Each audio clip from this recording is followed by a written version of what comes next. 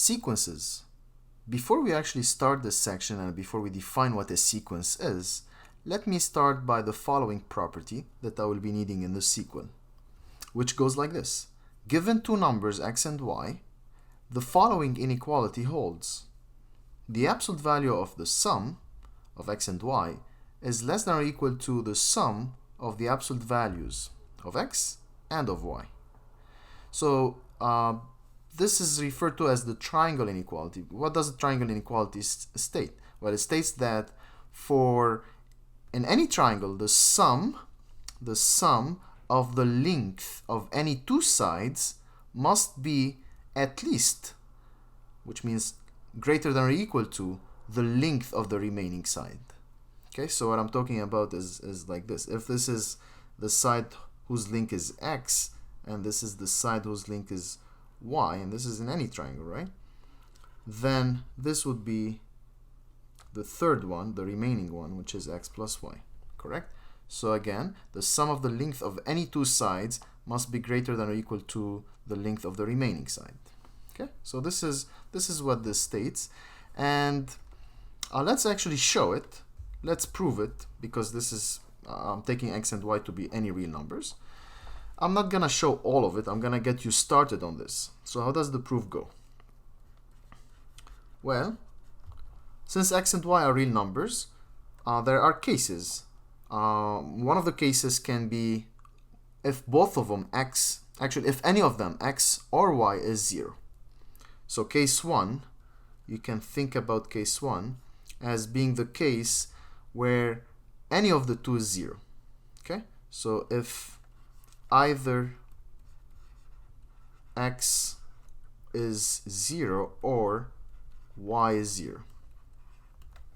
I'll discuss it just quickly and then I'll let you just complete the details. If any of the two is 0, without loss of generality, let's suppose x is 0. If x is 0, that's going to disappear, right? And then this side becomes absolute value of y. And this side becomes, since x is 0, this absolute value of 0 is 0, plus the absolute value of y. So the two sides become equal, actually. And if they are equal, certainly one is less than or equal to the other. Correct? So I'll let you complete the details for this case, even though we said it. So complete this. Case 2, another option is, I took the case which is case 1. One of them is 0. Now, they can be either both positive, so if x is positive and y is positive, right? This is another case. What happens in this case if x is positive and y is positive? What happens to the left-hand side? I'm gonna say it. The absolute value of x plus y, which is the left-hand side, is simply x plus y, right? Because they're both positive, so certainly their sum is positive. So the absolute value of x plus y is x plus y. Correct? So this left-hand side becomes simply x plus y. Right-hand side, since x is positive, absolute value of x is x. Absolute value of y, also because y is positive, it's simply y. Isn't x plus y less than or equal to x plus y? Right? In fact, they are equal. So as a matter, force theory, it's x plus y. It's less than or equal, right? So x plus y is less than or equal to x plus y. All right, so this case, that's easy. Case 2. Case 3, they can be both positive, both negative. So if x is negative and y is negative, what happens in this case if both of them are negative? Well, if both of them are negative, certainly their sum is also negative, right? Certainly the sum, x plus y, is negative, because you're adding two negative numbers. Well, if their sum is negative, what happens to the left-hand side? The absolute value of x plus y, which is a negative entity, becomes negative x plus y, right? Because the absolute value of a negative number is the opposite of that number, so that it turns it into positive, right? And what happens to the right side? If x is negative, absolute value of x is negative x. And if y is negative, absolute value of y is negative y.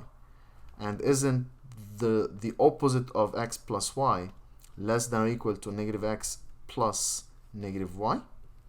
Again, in this case, in case 3, they are the same. They are actually equal. And if they are equal, certainly this is less than or equal to the other, right? Okay. And another case is if one of them is positive and the other is negative. So case 3 or 4, one of them is positive, the other is negative. So if x is positive and y is negative, what can happen here? How about their sum? Their sum, x plus y, can be either positive or negative, correct? So x plus y may be either positive or negative, depending how large x is in comparison with y, correct? So there are two cases in case 4, two subcases. So subcase 1,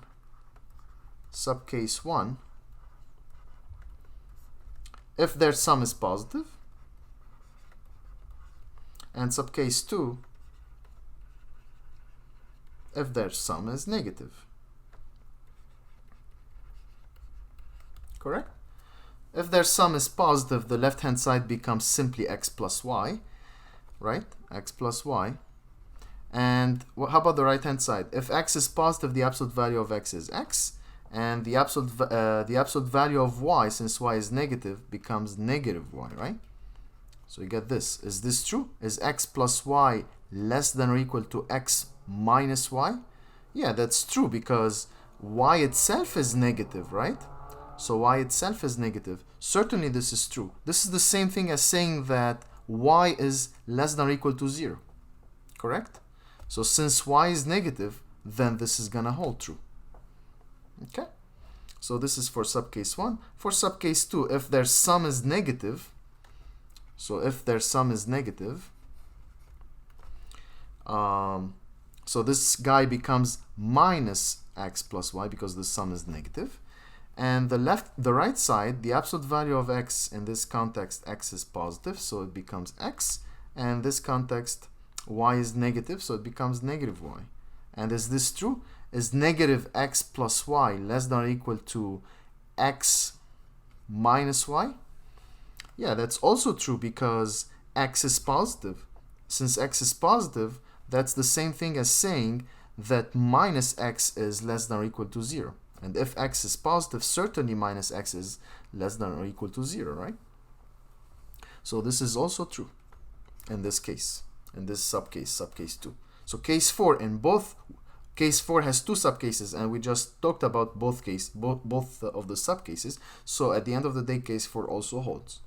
And the last case is if x is negative and y is positive, which, I mean, the discussion is very similar to case 4. I'll let you complete the details on your own. So case 5, if now x is negative and y is positive. So I'll let you complete, just finish this, please. Similar to this case, you're going to consider two cases, either their sum is positive or their sum is negative, and also in both of the subcases, this inequality is going to hold true. So all in all, I didn't complete the proof, so it's just the idea of the proof here. But all in all, so you can easily show that this inequality holds true, and I'll be referring to this as the triangle inequality in the sequel. Let's now define what a sequence is. So a sequence is a function that takes inputs from the set of natural numbers. So this is the set of natural numbers. So the set of natural numbers. What are the natural numbers? They are the positive integers, right? So natural numbers, which means the set of positive integers. So 1, 2, 3, and so on, with values in R. And what's R again? It's the set of all real numbers. Okay, so a sequence is a function that takes inputs from the set of natural numbers. So it takes an input n and outputs elements in R, and those outputs are gonna be labeled obviously as f of n, right? F of the input n, where n is a natural number. we usually write a sub n instead of the function notation fn for the value of the function at the number n. Okay, so typically instead of writing f of n, we write a sub n. So what's a sub n? It's an element in the sequence which is the output for input n. Okay. You can also think about a sequence as a list of numbers written in a definite order. So a sub 1, a sub 2. So a sub 1 is the output through the function f, right? Which is the sequence for input 1. So you can again think about it as a list of numbers, a1, a2, a3, etc. an for the generic element, and so on. The number a1, a sub 1, is called the first element of the sequence, or the first term. A2 is called the second term, and so on. A3 the third, an the nth term. Okay. We will deal with infinite sequences, and so each term is gonna have a successor, right? Each term is gonna have the term that comes after it. If you're talking about an, the next one is gonna be a sub this guy plus 1, n plus 1, correct? And the following one is going to be a sub n plus 2, and so on and so forth. Okay? All right, so notation. The sequence, which is a list of objects, a1, a2, a3, etc., is also denoted by, instead of writing something like this, we can just write curly brackets a sub n, or sometimes you see this notation a sub n, where you let this you indicate where the index lives, and the index here lives in the set of natural numbers. Or sometimes you write it like this, a sub n, where n ranges from 1 all the way to plus infinity, right, while staying an integer. Okay, so you have these various ways of writing a sequence. All right, to summarize, what's a sequence? Probably the best way to say it is it's a list of numbers written in a definite order. Okay, but keep in mind it's technically a function where the list of objects are the outputs through the function. Okay, but you can organize them in this fashion because their input, those are outputs from an organized set, and this organized set is the natural numbers, right? So this is organized 1, 2, 3. So for 1, I'm going to get f of 1, which is labeled as a sub 1. For 2, I'm going to get f of 2, which is labeled as a sub 2. So you can organize the outputs, and this is why you can think about it as a list. Okay. All right. So example 1. Let's read this example here. The sequence whose elements, right, whose elements look like n divided by n plus 1, where n ranges, where n is a non-negative integer in this case. So I'm allowing n to be 0. I'm allowing n to be also 0, and positive integer otherwise. So the general term looks like this, n divided by n plus 1. So who's the first term? The first term is when little n is 0. The smallest n possible is 0 here, right? So if n is 0, you get 0 divided by 0 plus 1, right? If n is 0, you get 0 divided by 0 plus 1, and this is certainly 0. It's right there. This would be the first element, okay? Which, in this case, a sub 0 is my first element. If this is a n, I was talking about a sub 0. So this guy would be a sub 0 in this case, correct? This would be the first element in the discussion. Now, when n is the next, when the index n is the next element, what comes after 0 in the non-negative integer is 1. So when n is 1, I'm talking about a sub 1, and a sub 1 becomes 1 divided by 1 plus 1, which is 1 over 2, right? So this would be a sub 1. It's right there. It's right there. So this is a sub 1. Correct? And so on and so forth. So a sub 1 in this context is the second term of the sequence, because the sequence starts at the 0th term, right? The 0th term, we can think about it as the first term or the 0th term. So if you think about it as the 0th term, then a sub 1 becomes the first term. And if you think about a0 as being the first term, then a sub 1 becomes the second term. All right. And when n is 2, the next index is when n is 2, so a sub 2 is 2 divided by 2 plus 1, so 2 over 3. So we're talking about that guy, right? This is a sub 2, which can be thought of as either the third term if you start at counting from here, the first term, or if you start saying this is the 0th term, so this would be the second term, right? And so on and so forth. Okay?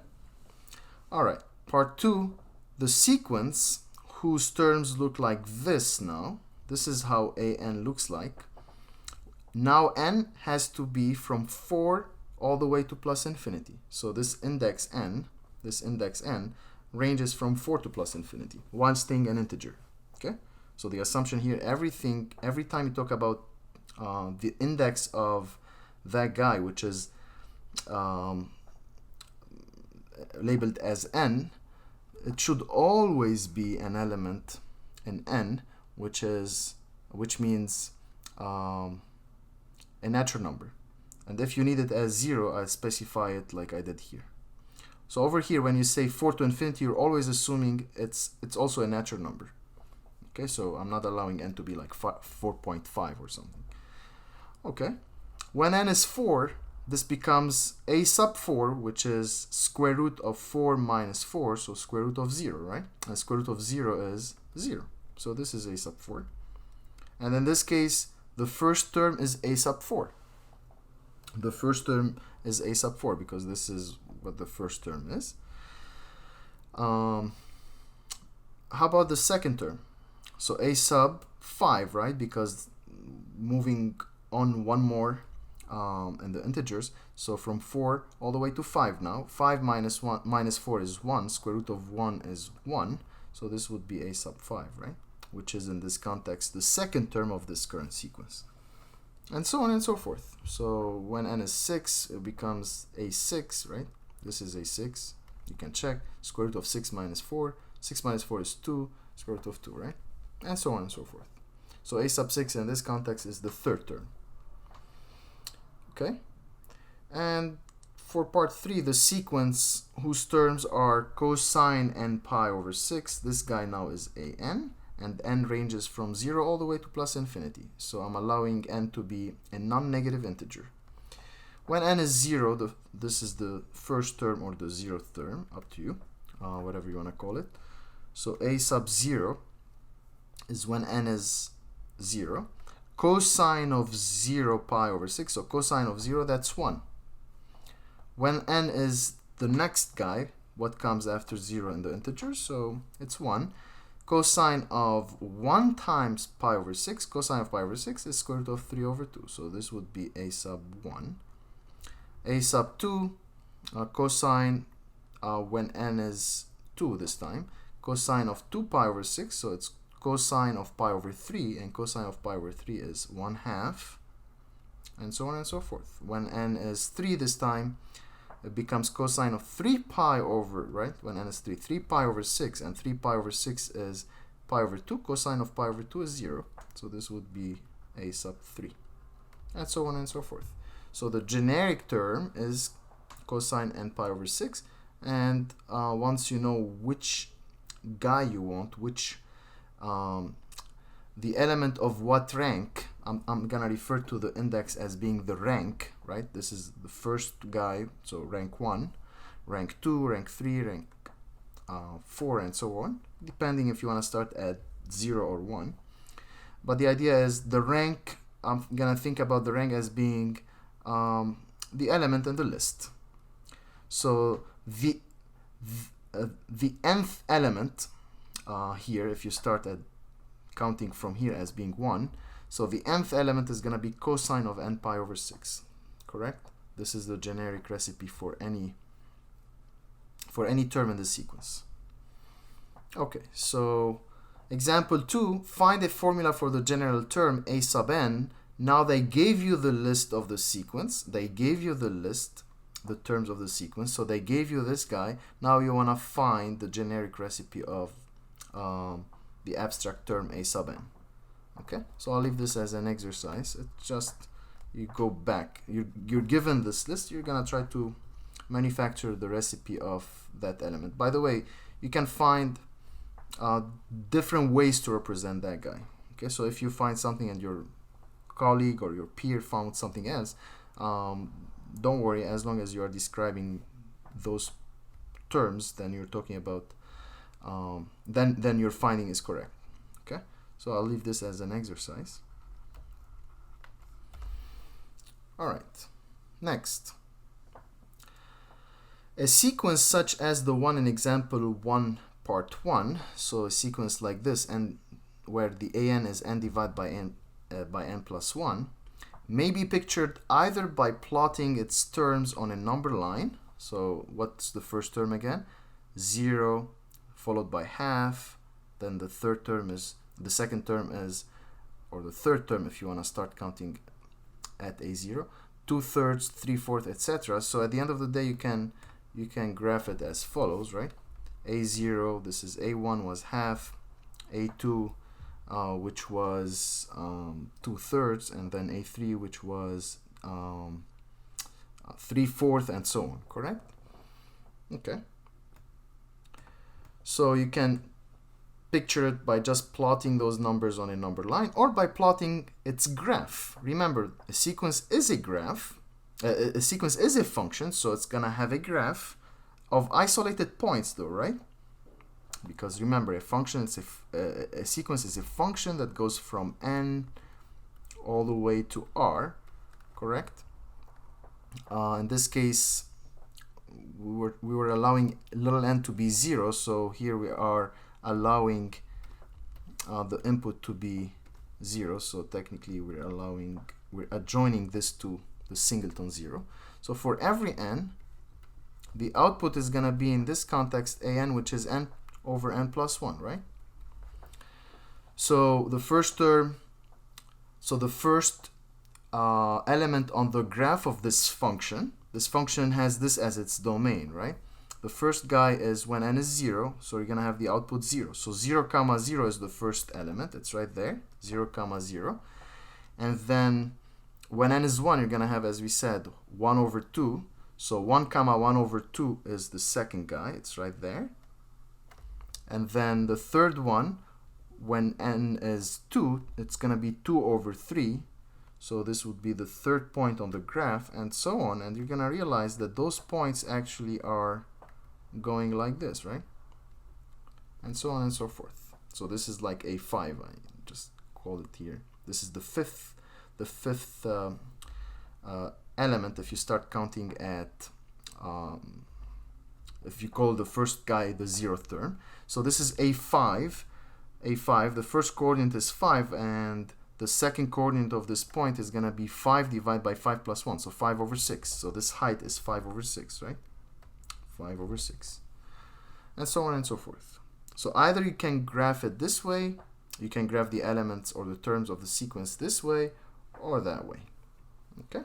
By because the sequence is a function. Okay. Now, it appears that the terms, whether you regard at it this way or that way, it appears that those terms are clustering around 1, right? So it appears that the terms of the sequence n divided by n plus 1 are approaching 1 as n becomes large, correct? So it seems that way, either if you want to see it on the graph of the function or if you want to see it on the number line. And as a matter of fact, this is the case because the distance between 1 and an, what's the distance on a number line, let's say? What's the distance between 1 and an? It's the absolute value of 1 minus an, right? It's the absolute value of 1 minus an. And what's an in this context? That's an, right?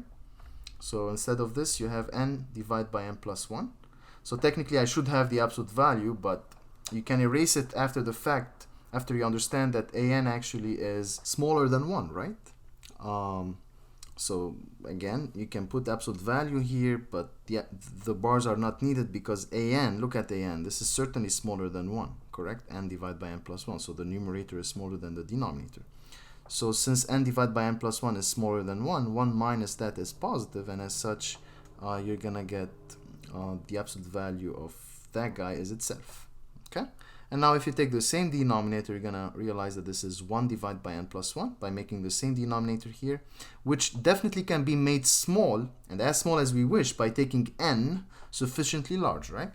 So if you take n very large, this guy is certainly becoming smaller and smaller and closer to 0. And hence the distance separating 1 and an is shrinking, correct?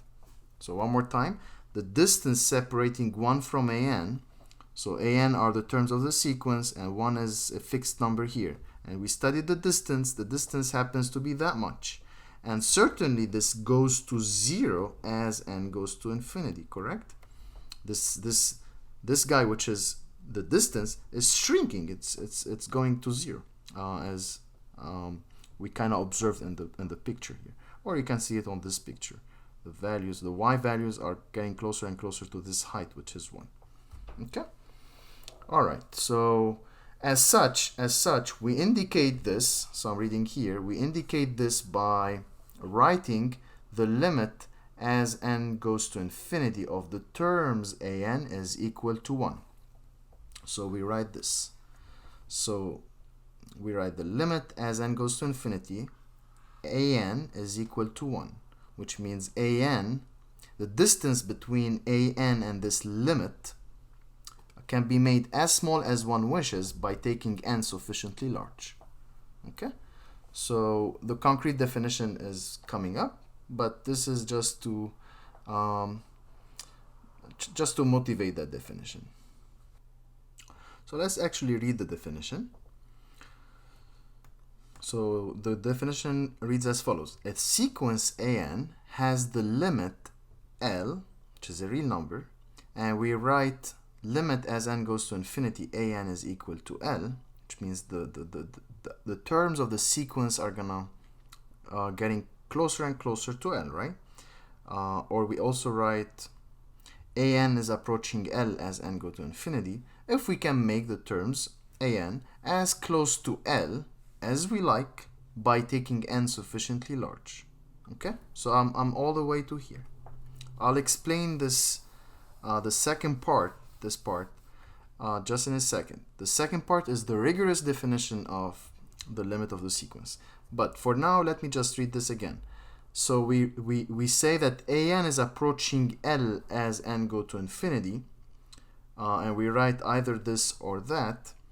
If we can make an as close to L as we wish by taking the index n, the rank, right? The rank of the term sufficiently large, correct? As we discussed here, if you take n sufficiently large, this term is as close to 1 as you want. Okay. All right. So the rigorous definition of the limit of sequence is over here. It looks very technical. Let me try to illustrate it before we read it. So what does it mean intuitively? What does it mean again that the limit of the sequence is, let's say, L? It means that the terms of the sequence cluster around L, right? So eventually they become closer and closer to L, as close as we wish. I mean, the higher the rank, right? The higher the rank of the term, so the higher n, the closer an is to L, right? So in other words, no matter what interval you take centered at L, so no matter what interval you take centered at L, so if it's centered at L, this is gonna be treated as a radius, right?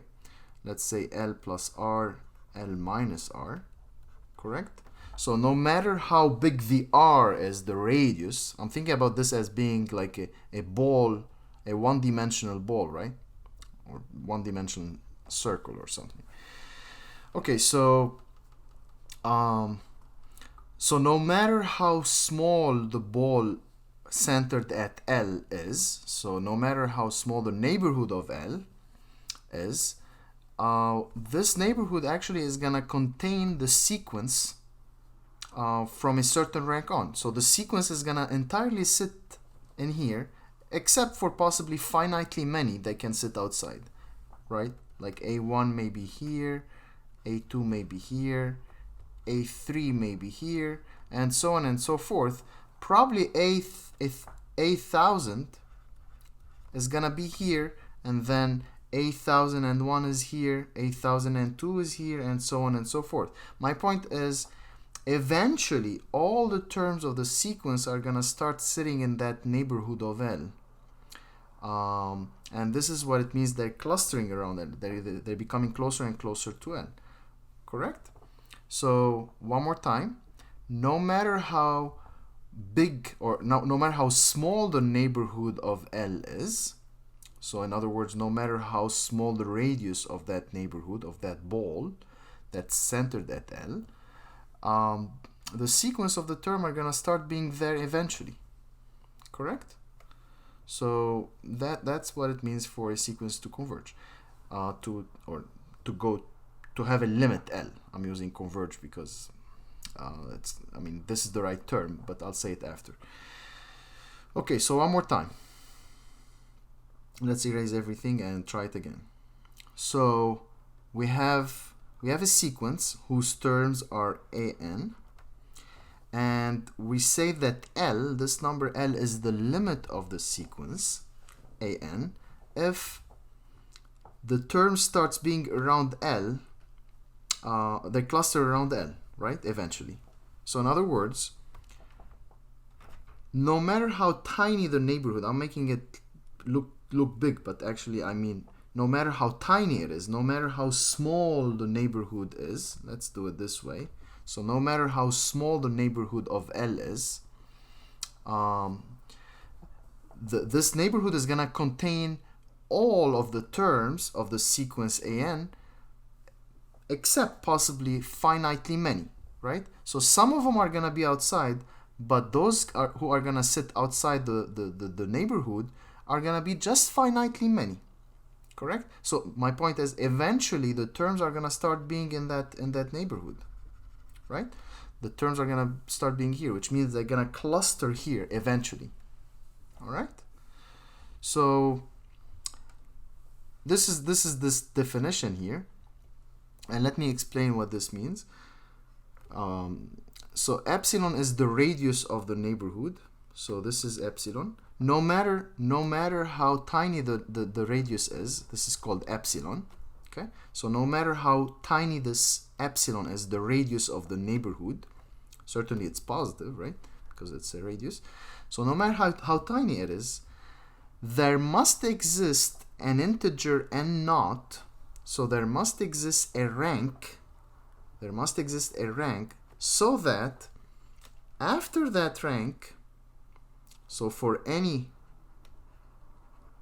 rank greater than n naught, so for any rank greater than this particular rank n naught, the distance between L and that term an is gonna be smaller than the radius, right? So the distance between an and L, so this is the distance between an and L, right? The absolute value between an and L is gonna be smaller than the radius, which means the term an is gonna start being inside that neighborhood. Okay? One more time, I'll say it again using the same terminologies here.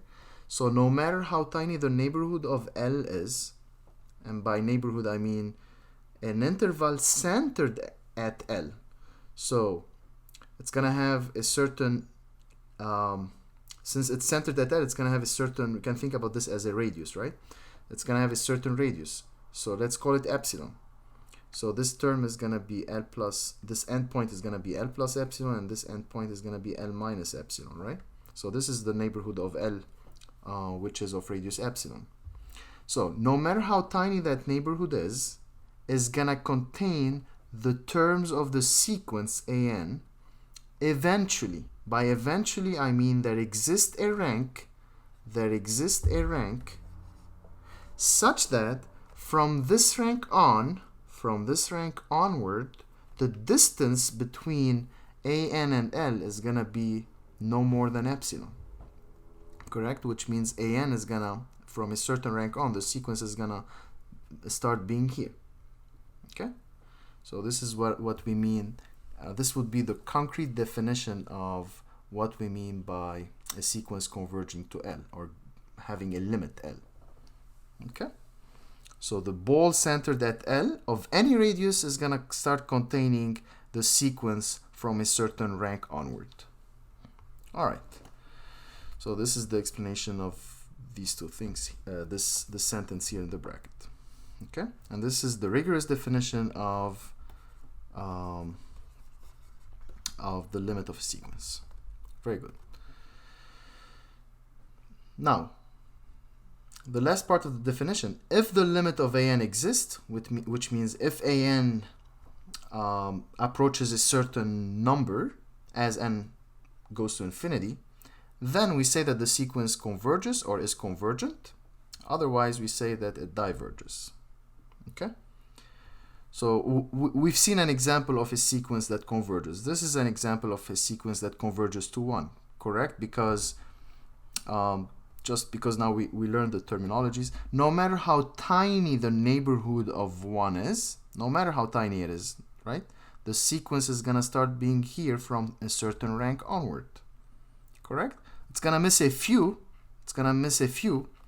I mean, these may not look to you like few, but my point is they are finitely many outside, right? So whatever terms outside that neighborhood are gonna be finitely many, but eventually the sequence starts being here inside one, inside this neighborhood centered at 1, correct? So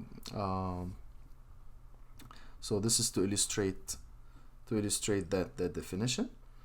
Now, how about a sequence that diverges? Look, if you take the sequence an, which is equal to -1 to power n, take the sequence was defined like this for any n and n. For any n and n. What are the terms of the sequence? They are either -1 or 1, correct? So if you want to picture it on the number line, the terms of the sequence are either -1 when n is odd or 1 when n is even, right? So do the terms cluster anywhere? You may think, oh, they cluster around 1. Well, if you take this neighborhood, how about you take this neighborhood which is centered at 1 and having radius, I don't know, maybe a half. So this is gonna be 3 halves, and this is gonna be 1 minus a half, so half, correct? So certainly this neighborhood of 1, if you think that 1 is the limit, certainly this neighborhood doesn't contain the sequence from a certain rank onward, correct? It's gonna contain a lot of them, infinitely many, but it's not gonna contain the sequence from a certain rank on, because the sequence is gonna keep alternating, right? One time here, one time outside, one time inside the ball centered at 1, and one time outside the ball. So does this ball contain the sequence from a certain rank on? Certainly not, because every time it's here, the following one is going to be outside, right? So there exists a certain neighborhood of 1 that doesn't contain the sequence from a certain rank on, and as such, this is a divergent. This is a divergent sequence. Okay, so that would be a divergent sequence. All right, so I wanted you to see an example of a divergent sequence, and you've seen an example of a convergent one. All right.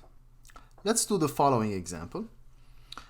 If the sequence an is convergent, so meaning it has a certain limit, show that the limit of the sequence whose terms are an plus 1 is equal to the limit of that sequence whose terms are an.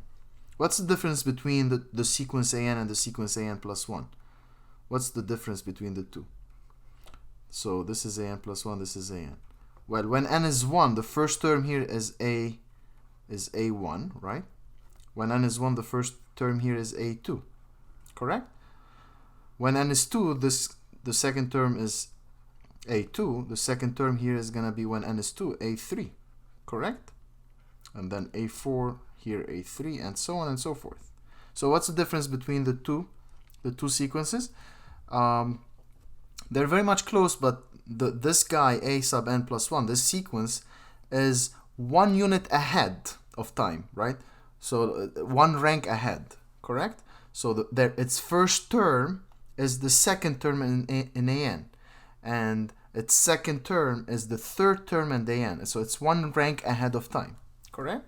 So, I mean, definitely this is believable. I mean, we have the intuition to actually approve it, but we need to show it mathematically. What this is saying is that if those ANs converge to a certain number, let's say L, then certainly those guys are going to also go to the same limit, correct? So it's believable. But the idea is, how do we show it rigorously? We're going to use the definition of the sequence that the limit of the sequence that we just discussed above. So part 1, let's call the limit, since we know that an is convergent, we know that it has a limit. So let's call the limit as n goes to infinity an. Let's give it a name. How about L for a name? So this is a real number. We know that because an is convergent. They told us this. Okay. All right. So what do we need? What do we need to show? We need to show that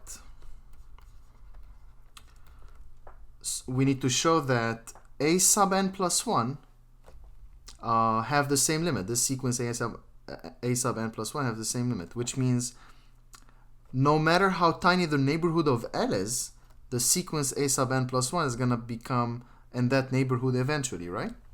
So we need to show that for every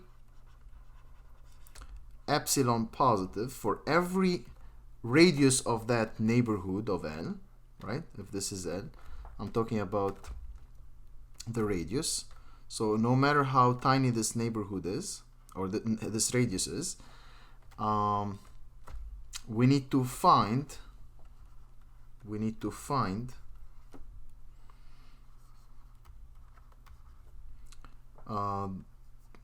a rank n naught, right? We need to find a rank n naught in n such that the sequence whose terms are an plus 1 are gonna be here from this rank onward, right? So such that the distance between L and a n plus 1 is gonna become smaller than epsilon for all n greater than or equal to n naught, correct? This is what I need to show. So one more time, no matter how tiny the neighborhood of L you take, you need to show that the sequence a sub n plus 1 becomes here from a certain rank on. So there exists a rank from which on, right? From which onward. So for any rank bigger than that, this is gonna happen. The distance separating L from the limit point from the terms is no more than epsilon, which means those terms start being inside this neighborhood. Okay, so that's what we need to show. All right. So what do we know? We know that the limit of an is equal to L, right? So that's what we know. Since let's fix an epsilon, so let's choose an epsilon. Let epsilon be fixed. So let's fix the radius. So let epsilon positive be fixed. Correct? I'm fixing the radius. And I know that this happens. Which means there exists a certain rank. How about we call it capital N, right? There exists a certain rank such that, st for such that, for any rank greater than this capital N, the sequence an starts being inside the neighborhood of radius epsilon centered at L, right? So the distance between L and an is gonna be less than epsilon. One more time, why this is happening? Because I know that this is the case. I know that capital L is the limit of an as n go to infinity, and by the definition that we just discussed above, this means no matter how tiny the neighborhood of of that L is, the sequence AN is gonna start being inside that neighborhood, correct? So there exists a rank, let's call it capital N, such that from which on the distance between the term AN and that limit point L is less than epsilon. This is what it takes for the limit of AN to be N. Okay? Alright, so what does it mean? It means no matter what you choose, number bigger than or equal to capital N, you place it here, then you're gonna get this inequality. The absolute value of this difference is gonna be less than epsilon. Correct? How about we choose now? How about we choose now little n to be n plus 1? Okay. So if we choose, whatever you choose here, you can place it here and place it here. As long as it's bigger than capital N, then this is gonna hold, right? So how about we choose n plus 1 bigger than or equal to capital N? So if we choose this, then we must have the absolute value of L minus a sub n plus 1 less than epsilon, correct?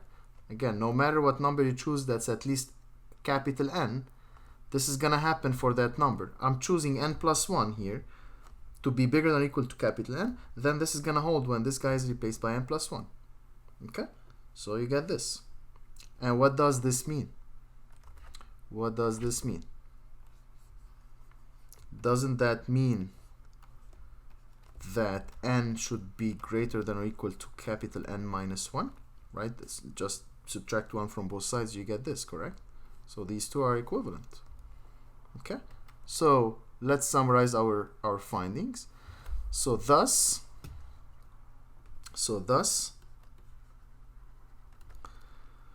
for this particular epsilon, if we choose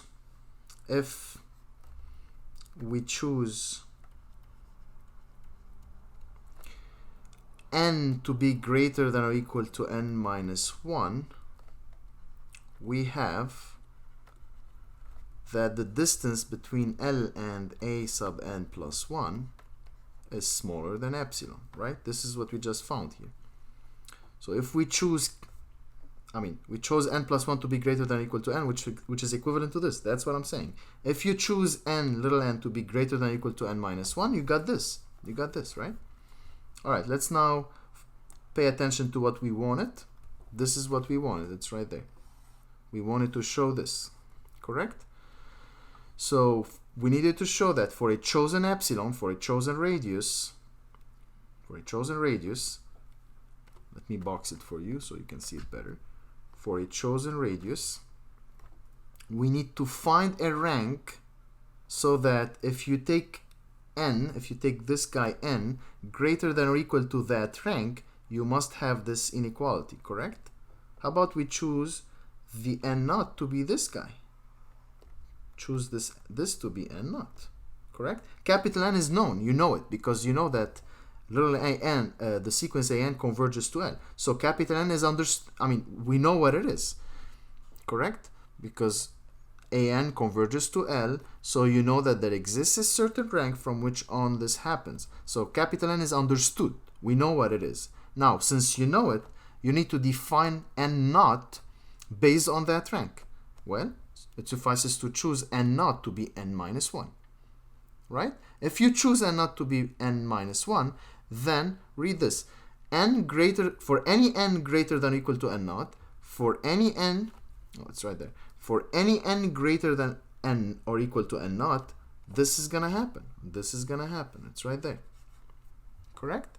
So for a chosen radius, there exists a rank, namely capital N minus 1, from which on, from this rank onward, the distance between L and the terms a n plus 1 is smaller than epsilon. Isn't that what we wanted to show? Yes. And this is intuitive because if the sequence an starts being here from capital N onward, certainly the sequence of terms which are one rank ahead are gonna start being in this neighborhood ahead of time, ahead of those guys, just by 1 unit, right? Just by 1 unit. This is why you see n minus 1 here. I mean, this is intuitive, correct? One more time. So I know that the sequence an starts being in this neighborhood of radius epsilon, neighborhood of L of radius epsilon, starting at rank n. So for any n greater than or equal to capital N, the sequence an is gonna start being here, correct? Is gonna start being in the neighborhood, as in the neighborhood, right? So those guys are gonna start being in this neighborhood from this rank, capital N. So what would be your intuition about those guys then, which are 1 unit or 1 rank ahead? So they're gonna start being here in this neighborhood,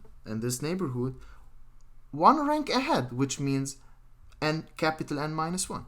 This would be the intuition, and it's explained right there. Indeed, at rank n minus 1 onward, then the sequence an plus 1 is gonna start being in this neighborhood, correct? So this is part 1 of this exercise. Part 2 of this exercise, we have a sequence an, which is defined by the following. The first term, a1, is equal to 1, and any subsequent term is gonna be defined based on the preceding one. So a sub n plus 1 is equal to 1 over 1 plus an for any n greater than or equal to 1. So for example here, if a1 is 1, what's a2? What's a2? a2 is when this little n is 1, right? 1 plus 1 becomes 2. Correct? So a2 is equal to 1 divided by 1 plus a1. So 1 over, because a1 is 1 over 1 plus 1, so 1 over 2. Correct? So the second term, a2, is 1 over 2. Right? So a2 is going to be 1 over 2. How about a3? a3, you get this to be 3 if n is 2, right? If n is 2, this would be 3. This becomes 1 over 1 plus a2. And a2 was half, so it becomes 1 over 1 plus half. So 1 plus half is 3 halves. 1 over 3 halves is 2/3. So a3 is going to be 2/3. Correct? And so on and so forth. So any term is defined based on the preceding one. So the n plus first term is defined based on the nth term. Correct? Okay. So the idea is here, if you assume that an is convergent, find the limit. Find the limit of an. Let's do that. So this is part 2. Let's do it over here. So part 2, we have that an plus 1 is equal to 1 over 1 plus an, right? For any n greater than or equal to 1. Okay, and you have that the very first term, a1, is equal to 1. So you have this, and what they said is assume that an is convergent. So assume it converges, the sequence an converges, assume it. As such, find its limit. Find that limit. Okay.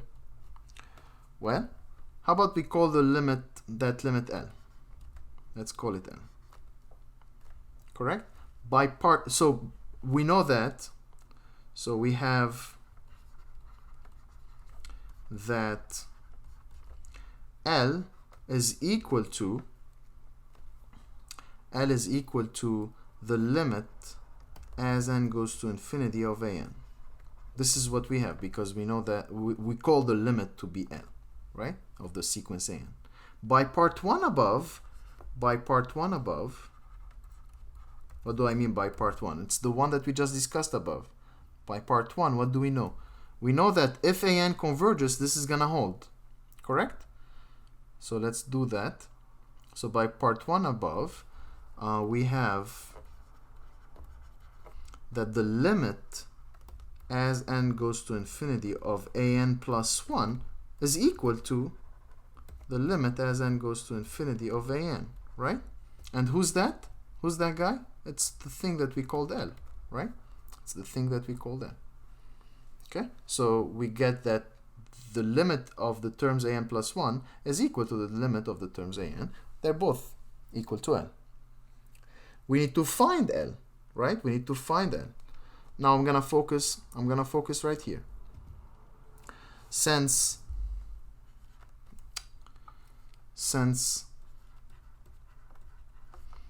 an plus 1 is equal to 1 divided by 1 plus an for all n, right? At the limit, what do we have? At the limit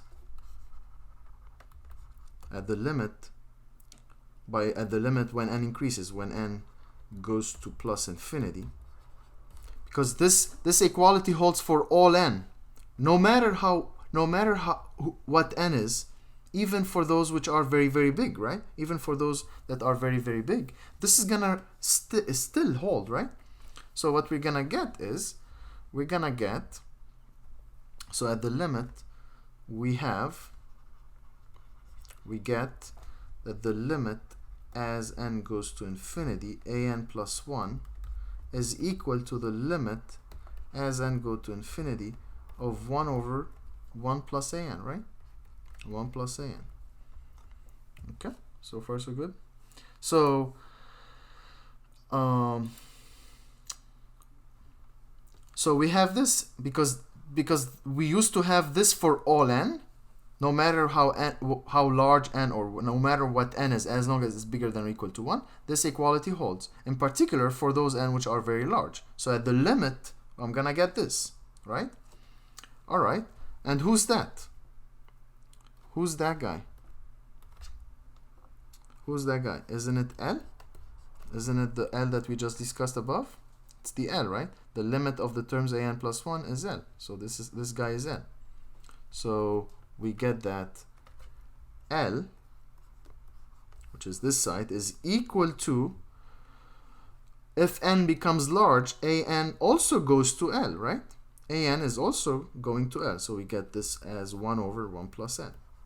So at the limit, this term becomes 1 over 1 plus the limit of an, which is n. Correct? Let's solve this equality. If you solve this equality, what do we get? We get the following. L times 1 plus L equals 1, which is equivalent to L squared, right? This is a second degree polynomial. This is a quadratic equation here. L2 plus L minus 1 equals 0. Correct? And if you try to factor that guy, use quadratic formula for it, you're gonna find L minus square root of 5 plus minus 1 over 2 times L minus square root of 5 minus 1 over 2 equals 0. If you factor this guy using quadratic formula, this is what you get. Correct? Just complete this is an easy step here. And what does this mean? This means either L is gonna be square root of 5 minus 5 over 2, or L is gonna be minus square root of 5 minus 1 over 2. It's either or, right? It cannot be both. It's one thing. It's L. Either it's gonna be this or it's gonna be that. So let me here pay attention to the following. What do we know about an? the terms an. The terms an are, they start at 1, right? So a1 is positive, and if a1 is positive, any subsequent one is going to also be positive, because it becomes, and the second one is going to be 1 divided by 1 plus a positive number, correct? And the following one is also going to be 1 divided by 1 plus a positive number, and so on and so forth. So the sequence an is completely made up of positive terms. So can its limit be negative? Can its limit be negative? Definitely not, right? Because the sequence is positive. Just try to visualize this on the number line. If the sequence is, if this is 0, if the sequence is on this side, somewhere here, it's living somewhere here on the positive side, definitely it cannot have a limit over here, right? Definitely it cannot have a limit over here. Why? Because, I mean, if you take like a tiny neighborhood, it's not gonna contain, definitely this neighborhood of that supposed to be limit doesn't contain the terms, right, of the sequence. So certainly this cannot be the limit of the sequence, because the sequence has positive terms. So the limit has to be greater than or equal to 0, right? The least it can get is to 0. And as such, this cannot be a limit, right? So do we have any of the two? Is any of the two negative? Yeah, this one is negative, right? This is negative. Certainly this cannot be, this is to be rejected. It cannot be the limit, because the terms of the sequence are positive. So let me write this here. So negative, and hence it cannot be the right limit. The limit, because the sequence an has positive terms, right? Has positive terms. And as such, its limit has to be at least 0. Alright, so this is unacceptable. We have to reject that. The only thing that I have to accept, because since I had two choices, I had to choose one of the two. This cannot be the limit, so I'm left with this, right? So it follows that. So it follows that the limit as n goes to infinity of the sequence an is this guy. So square root of 5 minus 1 over 2. This is positive, right? I should have said it. This is certainly positive. The limit has to be the limit of an, since the terms of an are positive, the limit has to be non-negative. It turned out to be positive. This is positive because square root of 5 is greater than square root of 4, which is 2.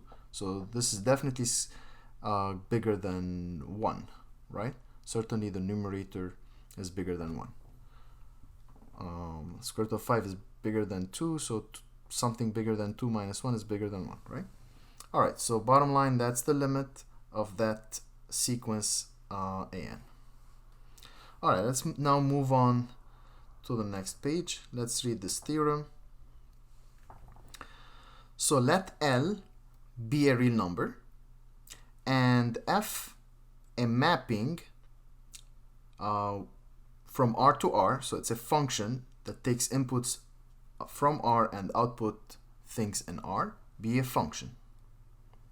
Denote A sub n to be the image of little n, where little n is a natural number, under the mapping F.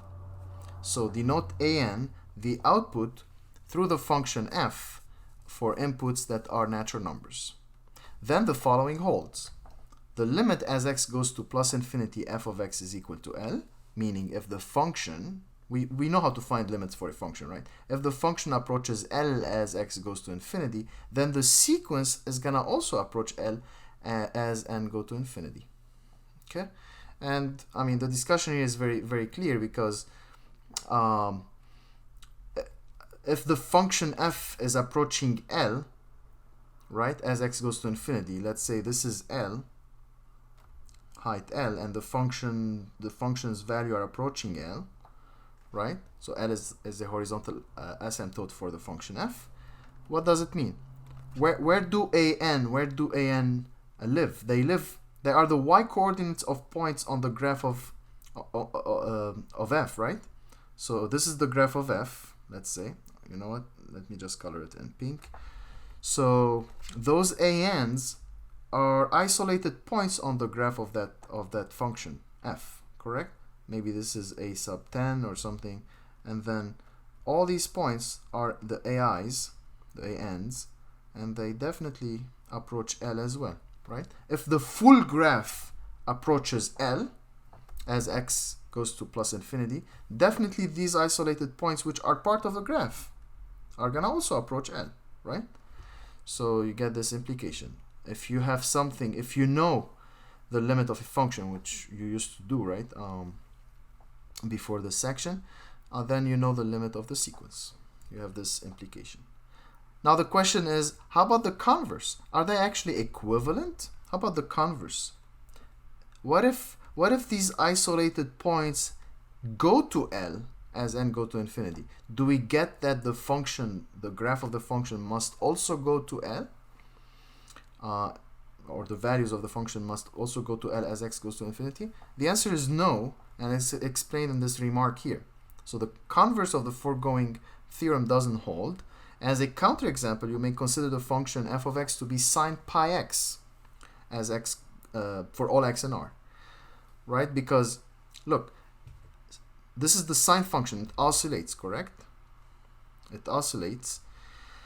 But the idea is, if you take n, if you take the so if you take an to be f of n, which means sine of pi n, right? Sine of pi n,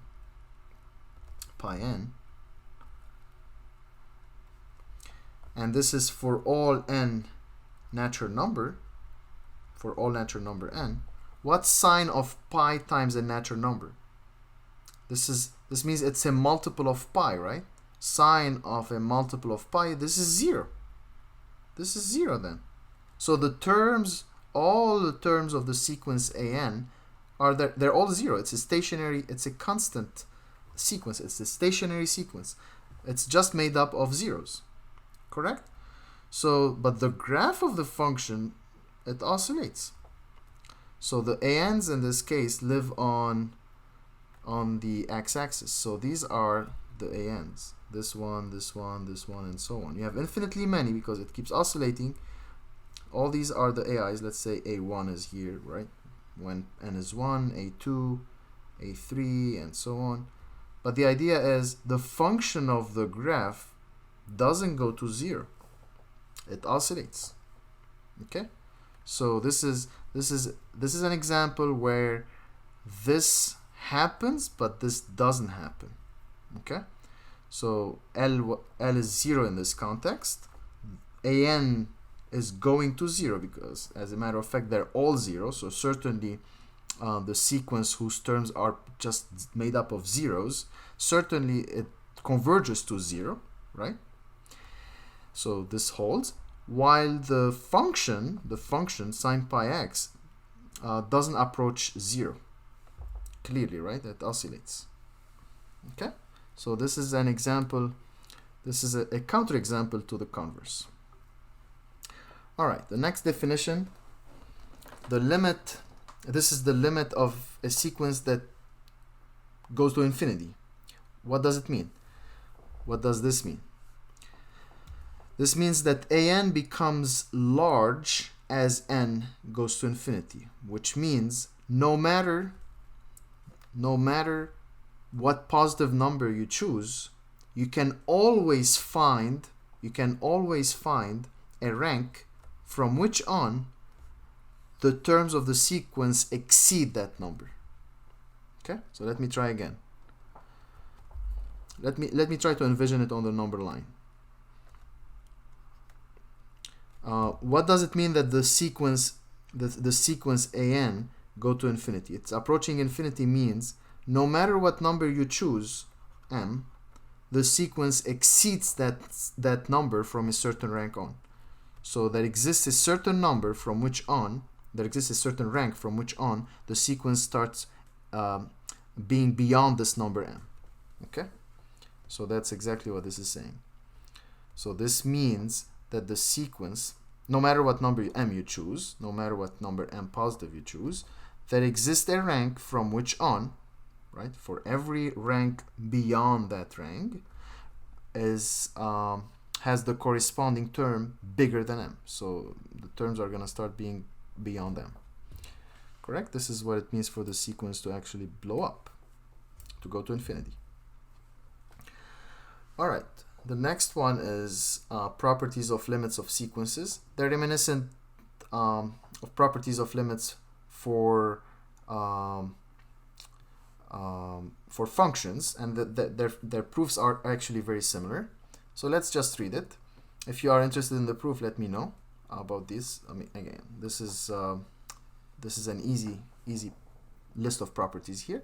So if an and bn are convergent sequences and c is a constant, so an is supposed to converge, which means its limit exists, and bn is supposed to converge in this discussion, which means its limit also exists, and c is a pure constant, then the limit of an plus bn, here I have two statements, the limit of an plus bn as n goes to infinity is equal to the sum of the corresponding limits, the limit of as n goes to infinity an plus the limit as n goes to infinity of bn. And for minus you have minus. So you can summarize it by just saying limit of the sum of the terms is equal to the sum of the limits, right? Or the difference as well. Now if you multiply, if you try to find the limit of the sequence whose terms are made up of a scalar or a number times the terms of an, this is the same as finding the limit of an and multiplying it by this number c. Okay? And in particular, when all the an's are 1, when this is 1 for all n, this is going to be 1. So limit as n goes to plus infinity, c is equal to c. You get this, right? When all the an's are 1. All right. You also have properties for the limit of the product of the terms, which is the product of the limits, and the limit of the quotient of the terms, which is the quotient of the limits, provided the denominator is not 0, obviously, provided the limit of bn is not 0. And similarly here, for the limit of the pth power of an, where p is positive, right? So the limit as n goes to infinity of the pth power of an is simply equal to the pth power of the limit of an. Okay, and here an is supposed to be positive as well. All right, so you have this list, which is again very similar to the ones that we used to do for functions, and the proofs actually are very similar too. Next is the squeeze theorem, which we are familiar with at the level of functions, and it can actually be adapted at the level of sequences as well. And here are the details. If the limit of a sequence an matches the limit of the sequence cn, if they're both the same, and you have this compound inequality from a certain rank on, meaning you have a third sequence bn whose terms from this rank n0 onward dominate the terms of an and are dominated by the terms of cn, then the limit of bn is going to be that shared limit between an and cn. Let me prove it for you. Okay, let me go to this page here. All right, so proof of the squeeze theorem.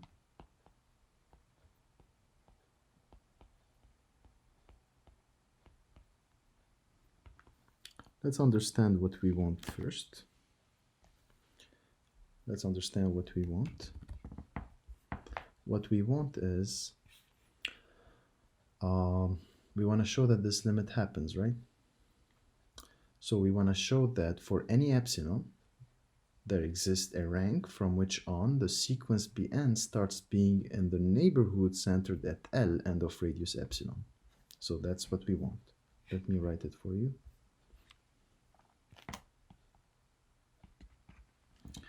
So we want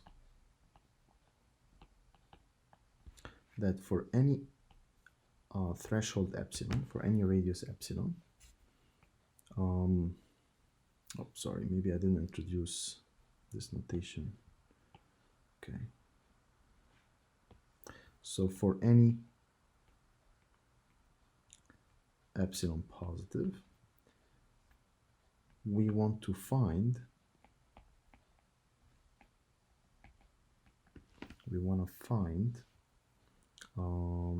a rank n, a natural number n, such that for any rank bigger than this,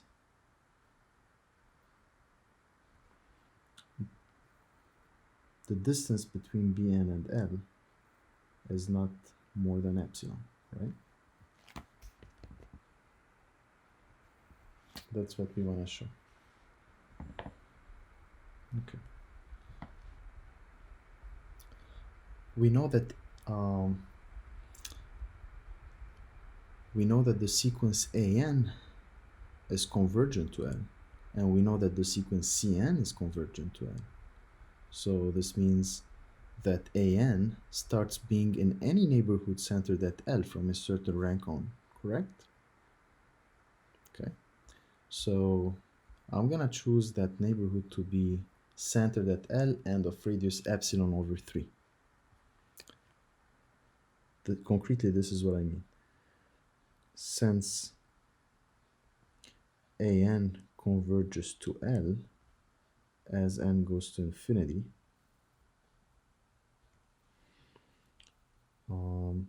there exists a rank n1 from which on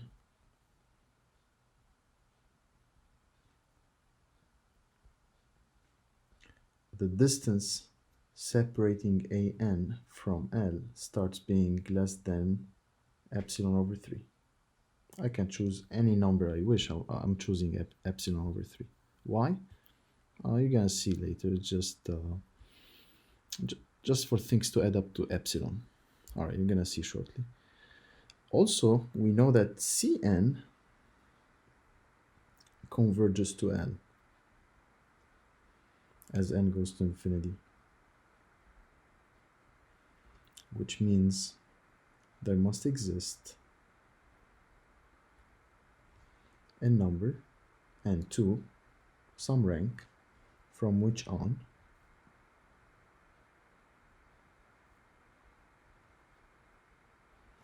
the distance separating Cn from L is less than epsilon over 3. So the sequence Cn starts being in the neighborhood centered at L and of radius epsilon over 3. All right. We also know that AN is less than or equal to BN, which in turn less than or equal to Cn for any number n greater than or equal to n naught, right? This is what they gave us. This is what they gave us in that theorem, right? This is part of the assumption. We know that this compound inequality happens from n0 onward. So I'm rewriting it. Okay. And what am I after? I'm after this. I want to find capital N so that from this rank onward, the distance between Bn and L is no more than epsilon units. What I'm going to choose to be capital N, the one I would like to find, is the largest among all three ni's, between n0, n1, and n2. And you're gonna see why. So choose capital N to be defined as the largest, so the maximum between those three ranks, n0, n1, and n2. Obviously, this is a natural number, right? Okay, so from any rank bigger than capital N, this happens, and this happens, right? Because, one more time, this happens for any rank bigger than or equal to n1.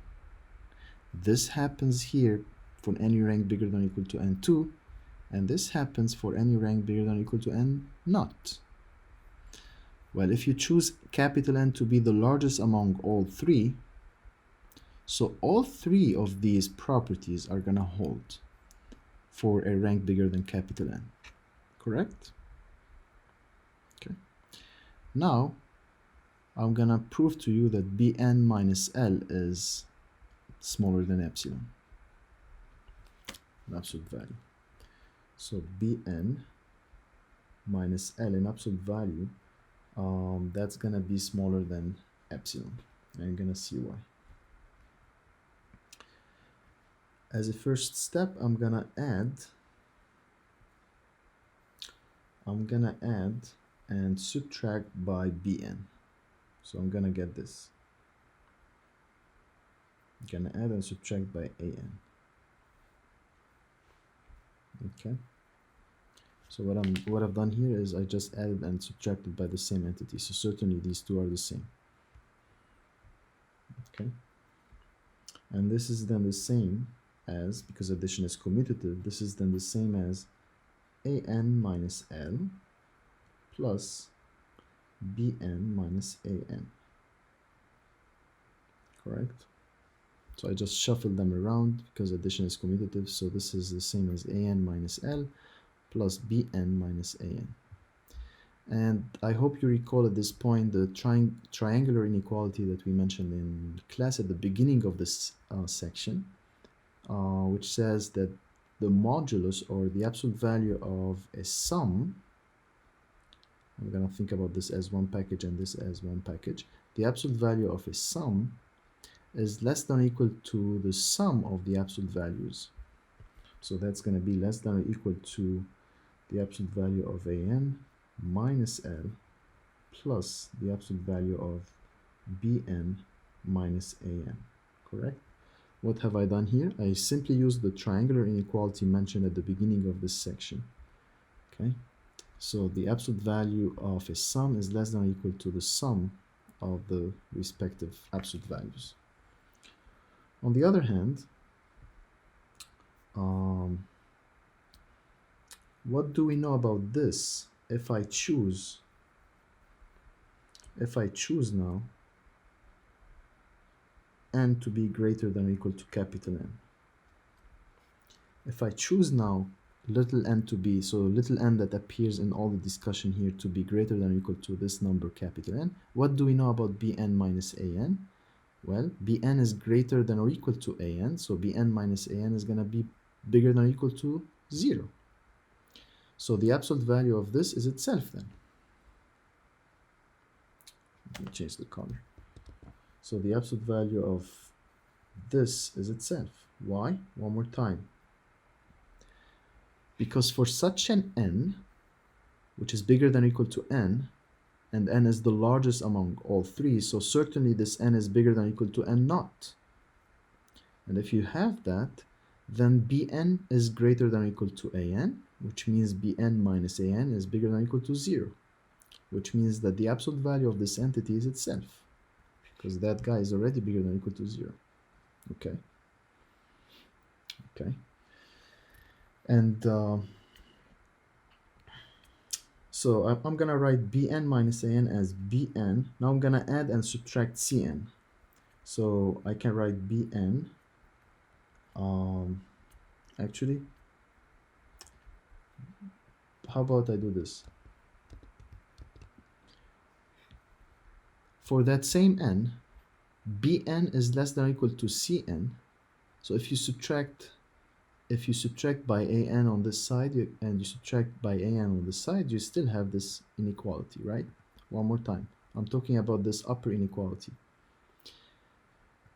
If you because little n is greater than or equal to capital N, and n is greater than or equal to n naught, so little n is greater than or equal to n naught, and as such this upper inequality also holds for me. I'm gonna choose it. I'm gonna employ it. Let's subtract by an from both sides. If you subtract by an from both sides, certainly each entity becomes non-negative, and Bn minus an is less than or equal to Cn minus an. So this guy becomes less than or equal to Cn minus an. Correct? And what do you know about Cn minus an? You just said it. Cn minus an. Cn is greater than or equal to an, so this is the same as the absolute value of Cn minus an. Correct? This is non-negative because Cn is greater than or equal to an, so Cn minus an is bigger than or equal to 0, so that guy is its own absolute value. So all in all, you get that this pink thing here is less than or equal to that green thing. Okay, so I'm gonna write that. So this is less than or equal to absolute value of an minus L plus absolute value of Cn minus an. All right. Now, what I'm gonna do is I'm gonna write Cn minus an as Cn minus L minus an plus L. This is trivially correct because I just subtracted by L and added by N. So minus L plus L remains 0, and this absolute value is the same as this absolute value. Correct? Okay. And minus an plus L is the same thing as you factor out a negative sign between the two. So if I erase this and write minus, I'm gonna have this as a package, right? This is still the same thing algebraically, right? This is still the same as minus n plus L as we had before. All right, now I'm gonna use the triangular inequality for this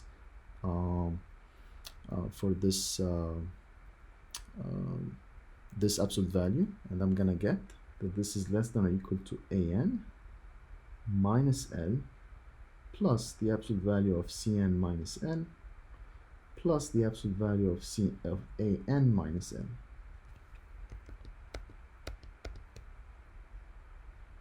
Correct? And now, what's little n in all this discussion? Little n is greater than or equal to capital N. So it's greater than or equal to n naught, greater than or equal to n1, greater than or equal to n2, which means for this little n, this happens and this happens. This happens here and this happens. Why? Because little n is greater than or equal to capital N, but capital N is greater than or equal to n1 and greater than or equal to n2. So I have this and I have that. Let's put it in action here. So the first term is less than epsilon over 3. The second term is less than epsilon over 3, and the last term is less than epsilon over 3. So you get that this whole thing is less than epsilon over 3 plus epsilon over 3 plus epsilon over 3, because each of these guys is less than epsilon over 3 for this n, and the sum of these three things is simply epsilon. So now, look, we wanted to show that for any epsilon, we can find a rank from which on we get this. And we just showed it.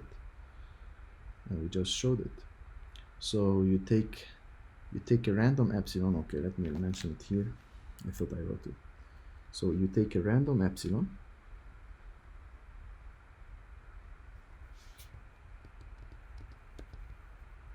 So let epsilon be positive, be fixed.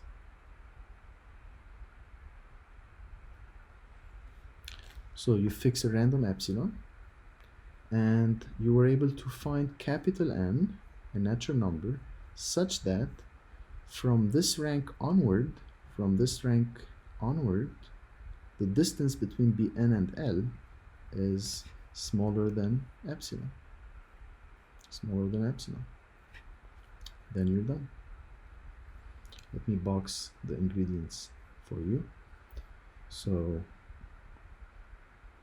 for a fixed number epsilon, you're able to choose a number n, a natural number, such that for any n greater than or equal to capital N, Bn minus L is less than epsilon.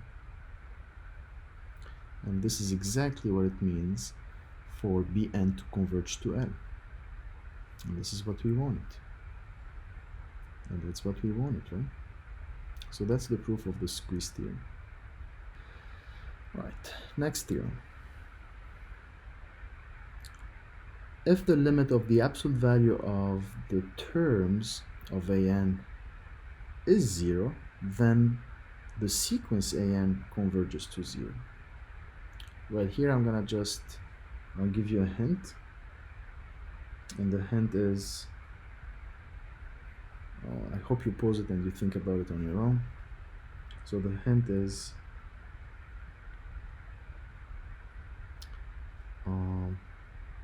an is certainly less than or equal to its own absolute value, right?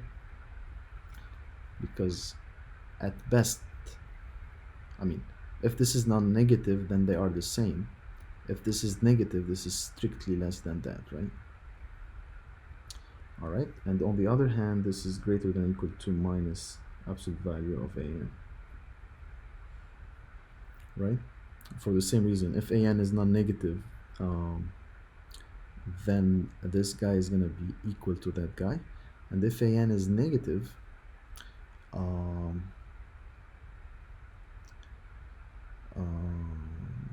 so if they are if an is negative, then the absolute value of an is minus an, so this is going to be an, so they are the same. And if an is non-negative, so the absolute value of an is minus an, which is negative, or non-positive, which is less than or equal to an. So this is true, and this is true for all n, right? Oh, sorry, again, I'm losing. By the way, this symbol is, I mean, if you've never seen it, this means for all. Okay. Anyway, I'm not gonna write it just to be consistent. So this is true for all n natural numbers. Okay, why this is enough? Because look,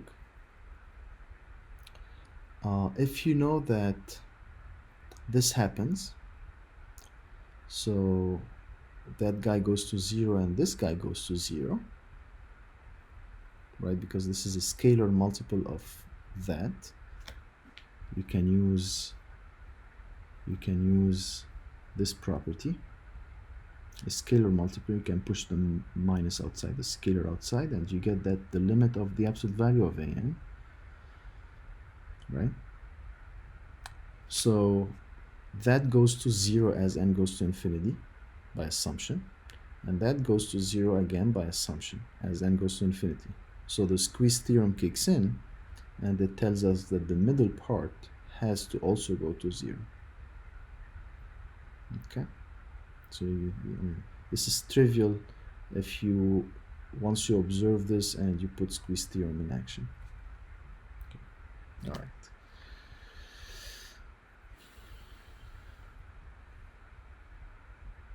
All right, so I'm gonna go quickly over these. Let me remind you before I do any of these exercises or examples, let me just remind you of this theorem here. So this theorem is about if there is a corresponding or a related function whose outputs are the terms of the sequence for integer inputs, then if that thing converges to L, and L, I'm allowing L to be plus or minus infinity, then the sequence is gonna go to the same thing. Okay. All right. For this guy, find the limit as n goes to infinity of n divided by n plus 1. There is a related function, function here, which is x divided by x plus 1. Right? The function x divided by x plus 1. And the function x divided by x plus 1 goes to 1 as x goes to plus infinity, correct? It goes to 1 as x goes to plus infinity. And as such, this is going to go to 1. So we cram it here. So if we let the function f of x to be x divided by x plus 1,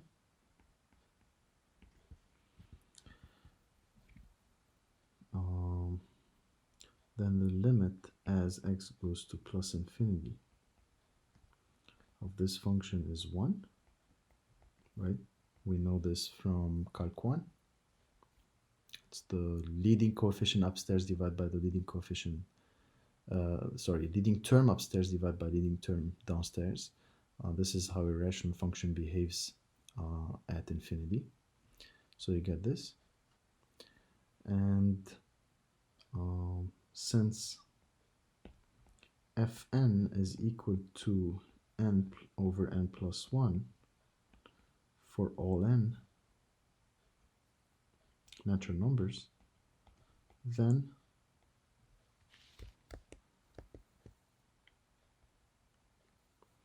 the limit as n goes to plus infinity of n over n plus 1 is equal to 1. Why? Because of the theorem I just alluded to just a minute ago, this one, right? So I have that this is 1, L is 1, and Fn is n over n plus 1, which are the terms of the sequence. As such, the sequence is going to go also to 1. Do you agree with me? All right. For this one, it's the same thing. It's very, very close. Now the sequence, the function is going to be x divided by square root of 10 plus x. And that's going to go to x divided by square root of x, which means square root of x. And that's going to go to infinity. So an is going to, at the end of the day, go to plus infinity, which means it's going to diverge. Okay, so it's going to diverge. I'm going to let you write the details. So one more time, the corresponding function is going to be x divided by square root of 10 plus x. Okay. And that function as x goes to infinity is going to go to plus infinity. And as such, the sequence is going to diverge in a special way, which is by going to plus infinity. So an goes to plus infinity. Okay.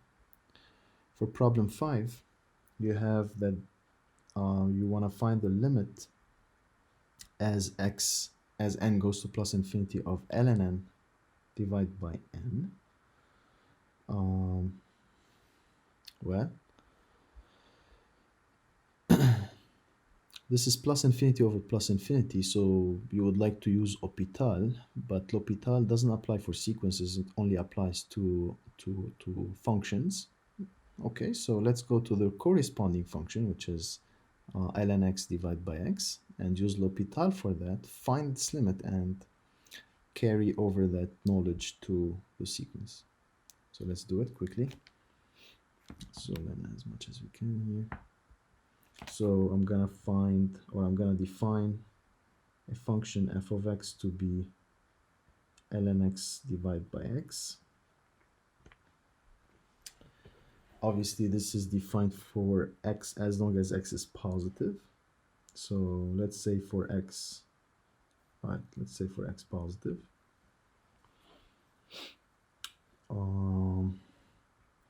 And what do we know about the limit as x goes to plus infinity of that guy ln x divided by x?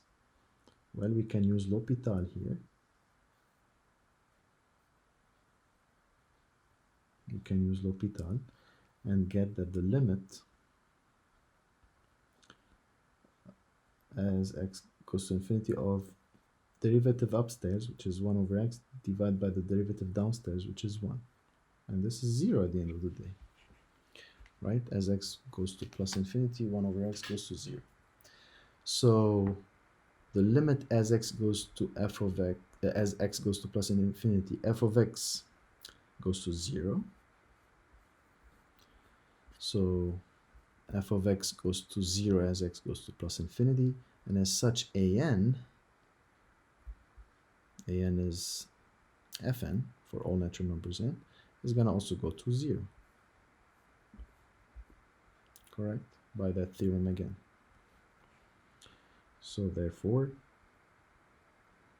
that limit as n goes to infinity of ln divided by n is going to be to 0 by the theorem we just talked about above. All right? Sorry, I'm cramming it here, but I didn't mean to. I wasn't planning to do so, but I decided to just keep the discussion right next to it instead of just going to another page. Okay. Determine whether the sequence an, which is minus 1 to power n, is convergent or divergent.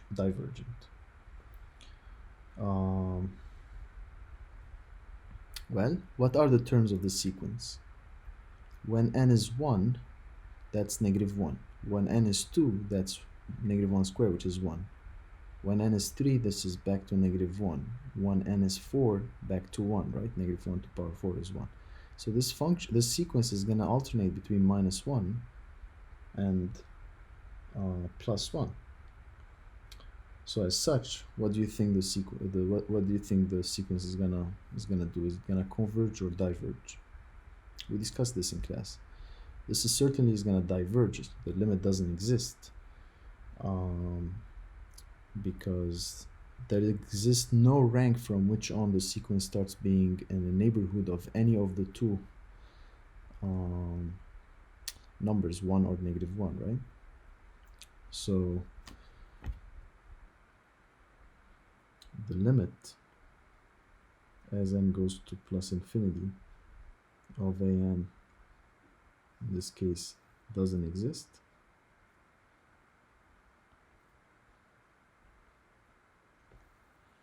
And this means that an, the sequence an, is convergent. Okay.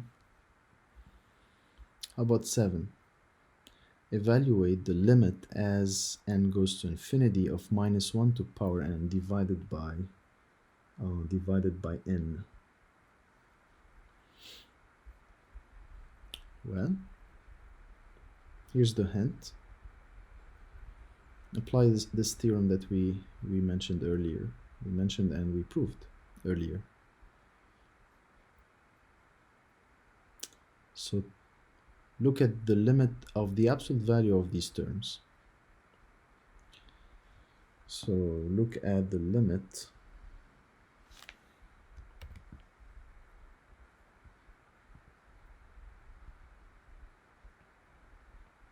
of the absolute value of these terms. That's the same as the limit as n goes to infinity of 1 over n, right? And the corresponding function is 1 over x, which goes to 0 as x goes to infinity. So this is going to go to 0 at the end of the day. Correct?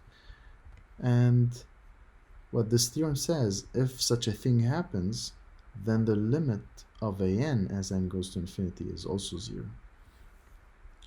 So this forces this conclusion to hold.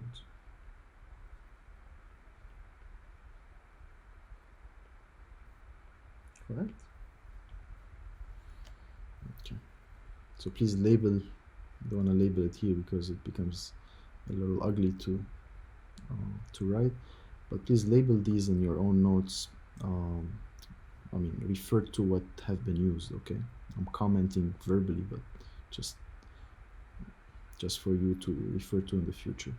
So the implication here follows by this theorem. I have that this happens, then that this is gonna follow, right? All right.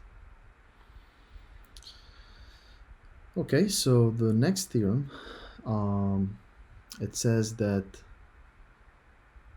if the sequence AN converges to L, then the image of that sequence, f of AN, is gonna also converge to the image of the limit as long as the function is continuous, okay? As long as the function is continuous. If you would like to see the proof of this, please write, I mean, just open a forum in the discussion on Canvas and ask me to do so, and I'll be happy to send you a proof. Okay, so the idea here, the image of a convergent sequence under a continuous function is also convergent, but it converges to the image of the limit. Okay, so it converges to the image of the limit. Look at this example here. Pi over n goes to where as n goes to as n goes to infinity? This goes to 0, right?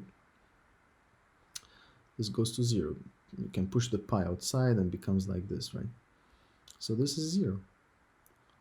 So you have that the limit as n goes to infinity of pi over n is equal to 0, and the sine function is a continuous function at 0. So that's going to be sine of 0. So since sine is continuous at 0,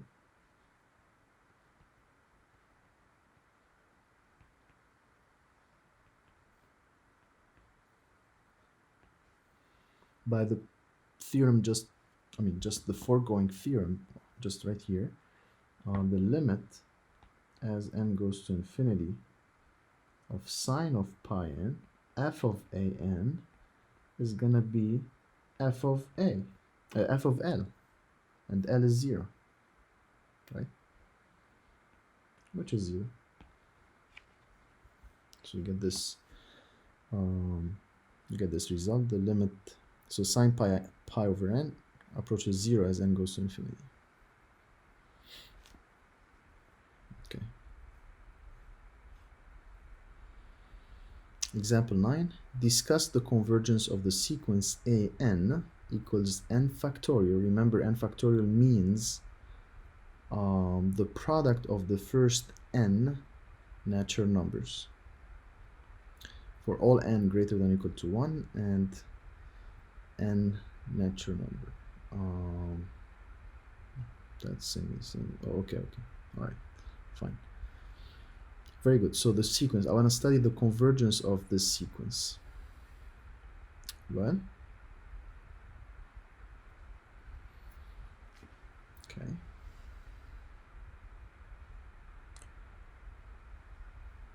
So an is n factorial, which means 1 times 2 times 3 times ... times n, divided by n to power n downstairs, which means n times n times. Correct. So how many times downstairs? Exactly n times.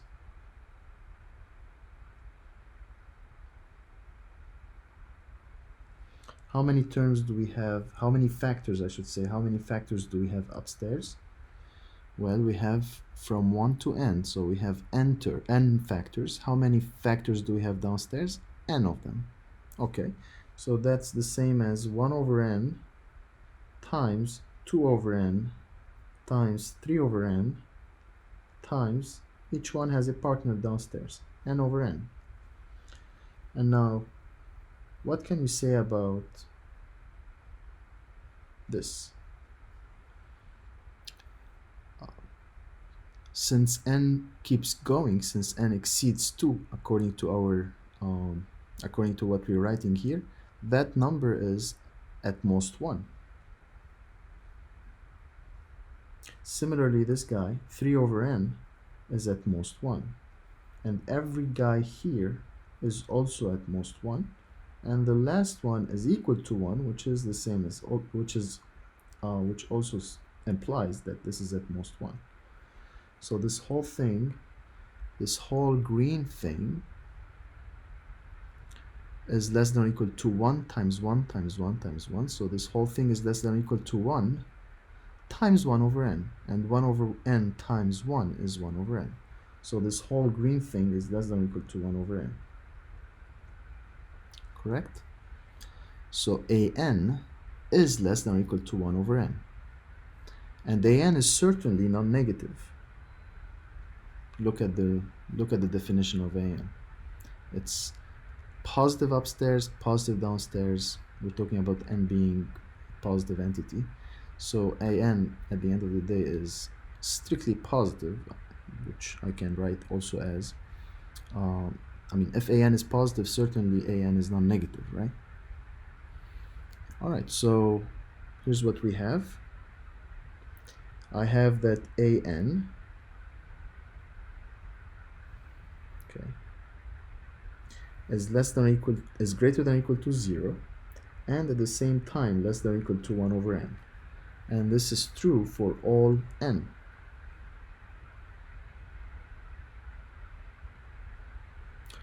For all natural number n. Oh, I wrote this again the same. For all n. Correct? So an is greater than or equal to 0 and less than or equal to 1 over n for all n. Guess what's next? The squeeze theorem is gonna kick in. The squeeze theorem is gonna kick in. I'm not gonna completely write all of the rest. I'm gonna just mention it. As n goes to infinity, this is a constant sequence, so this goes to 0. And as n goes to infinity, this guy also goes to 0. The sequence 1 over n goes to 0. And this is going to force the middle one, an, to go to that common limit between the 0 and the 0, which is 0. So an is going to also go to 0 as n goes to infinity. Okay? So again, let me just say it since I'm not going to write it. We managed to show that an is bounded above by 1 over n for all n, and is bounded below by 0. Since this sequence, the constant sequence, all the terms are 0, goes to 0 as n goes to 0, as n goes to infinity, and 1 over n goes to 0 as n goes to infinity, that's going to force, the squeeze theorem is going to kick in, it's going to force the middle sequence to go also to 0. So that guy, n factorial divided by n to power n, goes to 0 as n goes to infinity. Okay. All right, example 10. For what values of r is the sequence convergent? Okay, let me create a blank page here. Okay.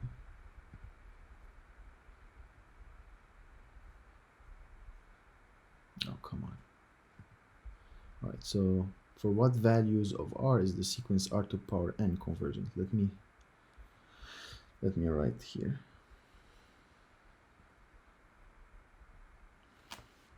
So this is exercise 10, I believe. Example 10.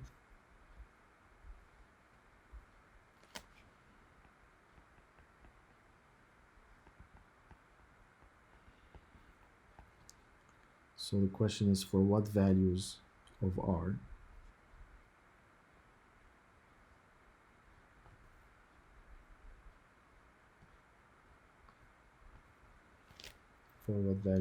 is the sequence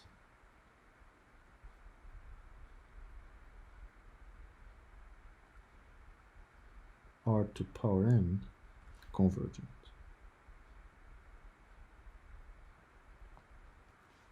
All right. Well,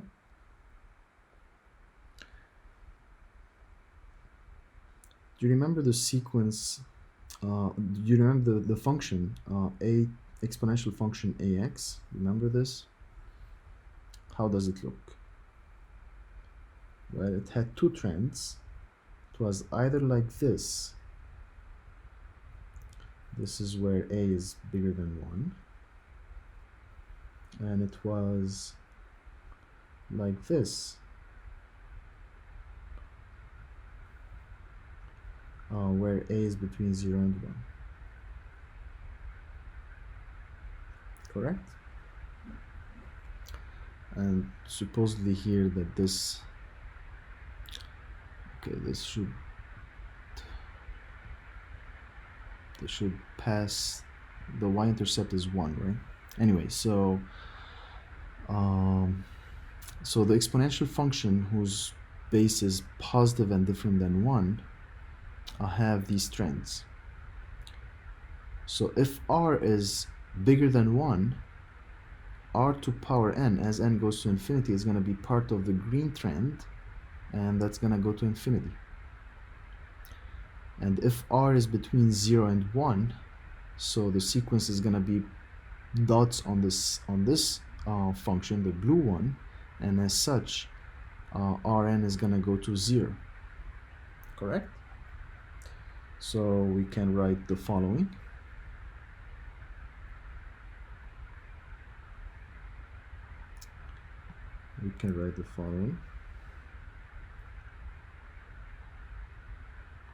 So from the graphs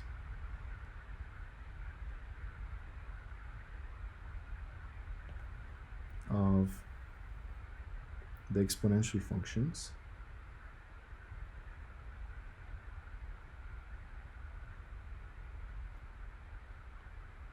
FCT for functions,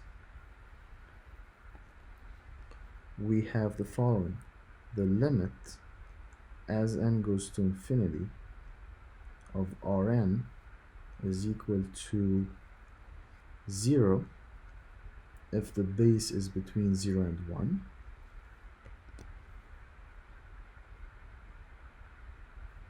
right? And it equals plus infinity if the base is greater than 1. So far we know that if the base is bigger than 1, that sequence is going to diverge to plus infinity, and if that base is between 0 and 1, that sequence is going to converge to 0. What happens if r is 1? Well, if r is 1,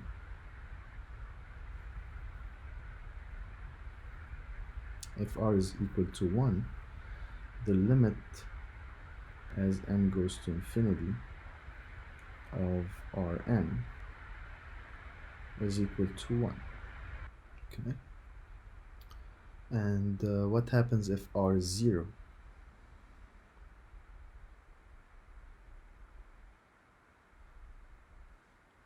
The limit as n goes to infinity of Rn becomes 0 to power n, which means 0 all the time, which means 0, right? So these are the nicest that r can be. If r is 1, r to power n is 1 no matter what n is, so this sequence Rn becomes 1 all the time. It's a stationary sequence, it's a constant sequence, and as such, the limit is that constant, which is 1. And if r is 0, that's another stationary sequence, which is the 0 sequence. So all the terms are 0, and hence the limit is going to be also that number 0, right? Okay. What if now r is between -1 and 0? If r is between -1 and 0.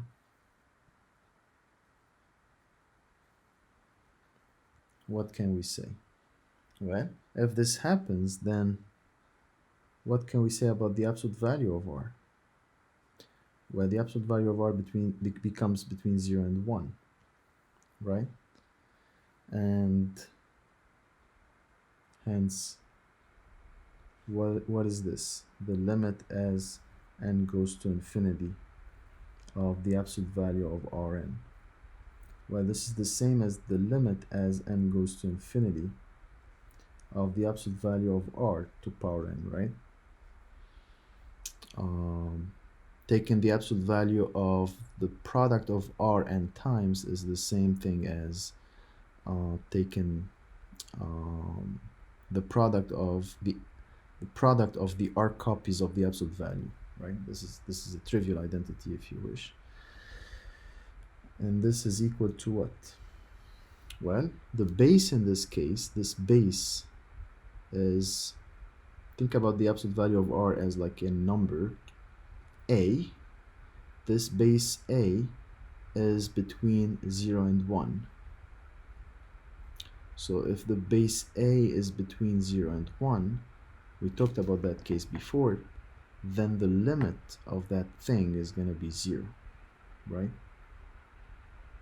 So one more time, what happened here? All this guy is thought of as the base, and that number is between 0 and 1.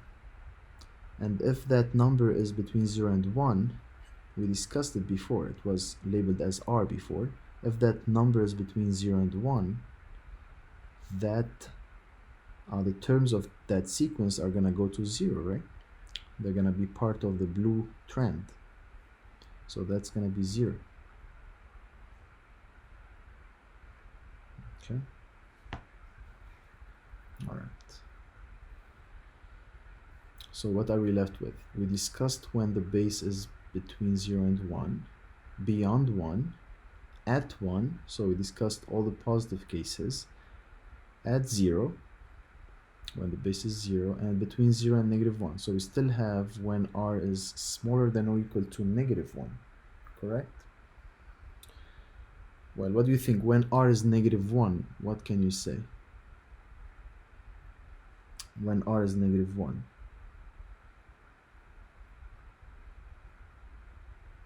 When r is -1, Rn becomes -1 to power n, right? And that sequence, we discussed it at some point before, probably a couple pages before. It's right there. Right there. Example 6. So an equals -1 to power n did not converge at the time. It was, did I say? Oh, sorry, my bad. I meant diverge at the time. It's divergent, right? I meant divergent, obviously, here. Let me just fix this.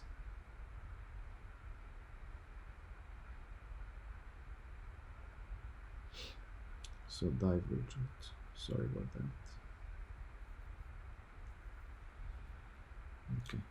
So we said that this is gonna diverge, and hence when r is -1, the sequence is diverging.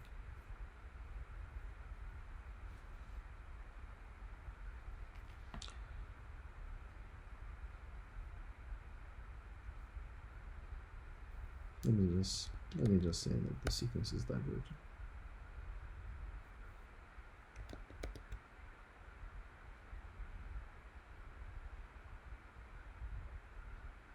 Okay. All right. So what am I left with? I'm left with r being less than or equal to less than -1. If r is less than -1, what can we say about Rn? The sequence Rn. So the sequence Rn is gonna contain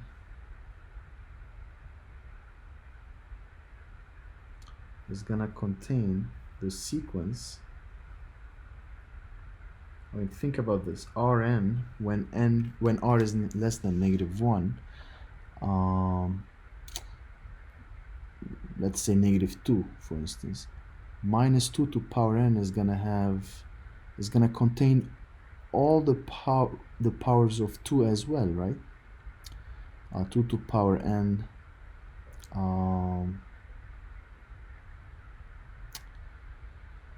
So if r is negative 2, what's the sequence negative 2 to power n? The first term is negative 2. The second term is going to be negative 2 squared, so 4. And then the third term is going to be negative 2 cubed, which is negative 8. And then negative 2 to power 4, so 16, etc. Correct?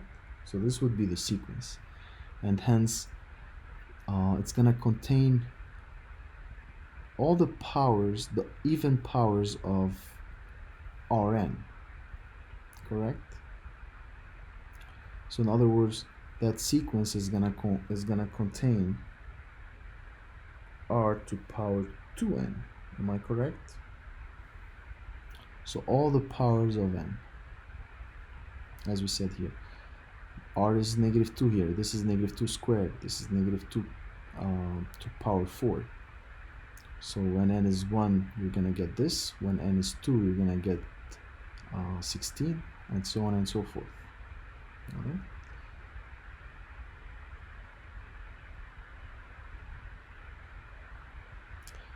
And now take a look at this this sequence. This sequence here, that's the same as the sequence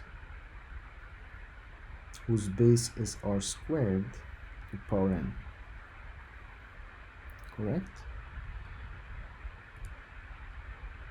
And if r is less than negative 1, what can you say about r squared?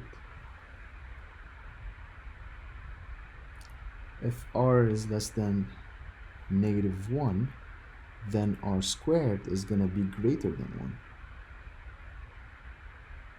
1. Right? If the base r is less than negative 1, so square the r, you're going to get something bigger than 1, because the squaring function looks like this. Right? If this is negative 1 and r is somewhere less than that, if you square this number, you're going to exceed the image of negative 1, which is 1. So you're gonna get a number beyond 1. And that's what I said. R squared is going to be greater than 1. Okay? Alright. So at this point, I know that this sequence is containing these guys. This is like a subsequence of that. Okay. But what about these guys? A base which is bigger than 1 to power n. A base that's bigger than 1 to power n. That's gonna blow up, right? One more time. A base that's bigger than 1 to power n goes to plus infinity as the power n goes to plus infinity. We discussed this case before. So this sequence is divergent, which diverges to plus infinity.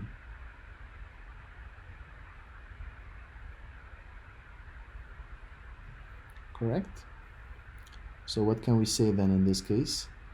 If r is smaller than negative 1, this sequence Rn contains terms which go to plus infinity. So that sequence is not controlled, and it's not gonna have a limit. Its terms are not gonna crowd anywhere, because it has some terms of that sequence are blowing up. So as a whole, the sequence is not gonna cluster anywhere, and then that sequence is gonna also diverge. So Rn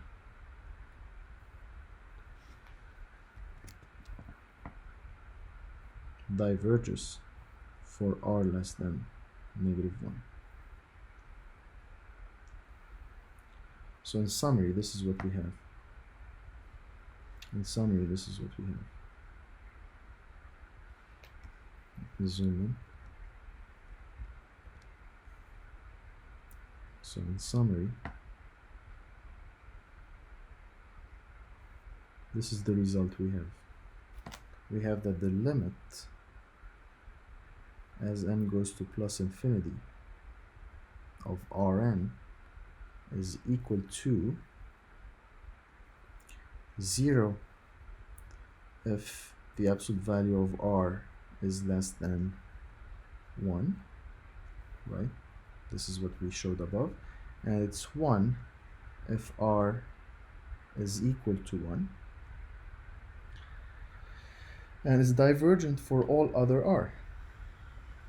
And is divergent for all other r.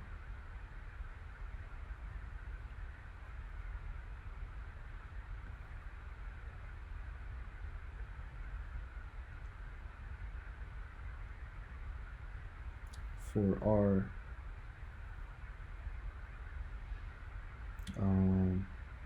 that are less than or equal to -1, and for those r that are bigger than 1. Correct?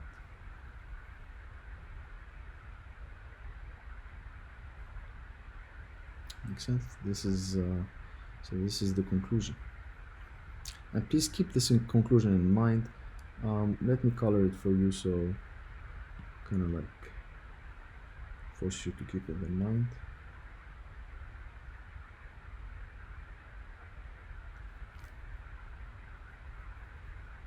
Okay.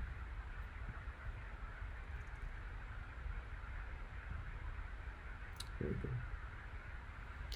So Rn is convergent for numbers, for bases that are between -1 and 1,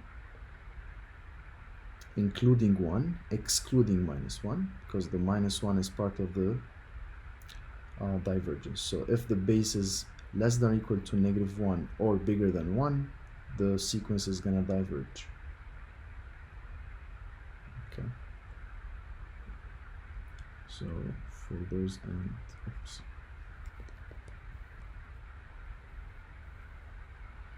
And for those.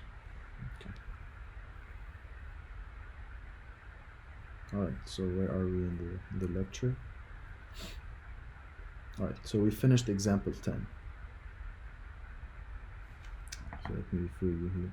See next page.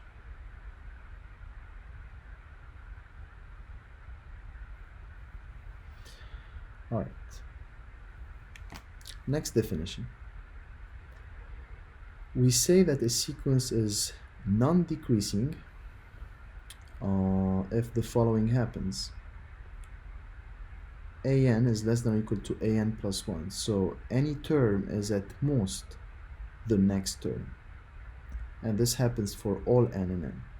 So that is to say a1 is less than or equal to a2, and a2 is less than or equal to a3, and a3 is less than or equal to a4, and so on and so forth.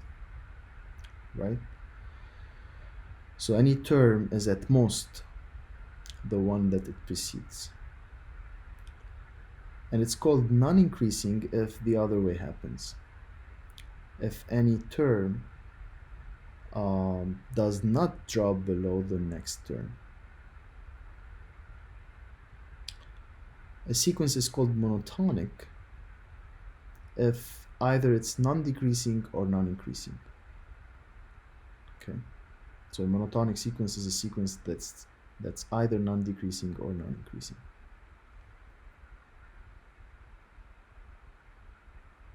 Okay.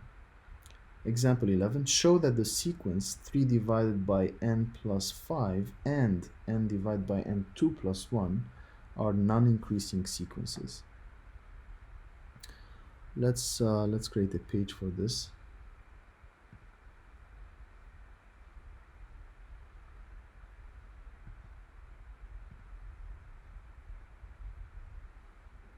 And let's do it. So this is example 11.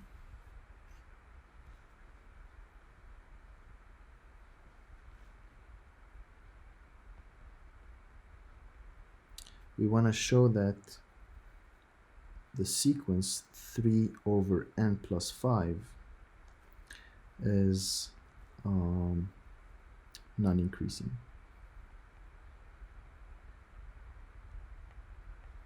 Right? So if you call this an, you want to show that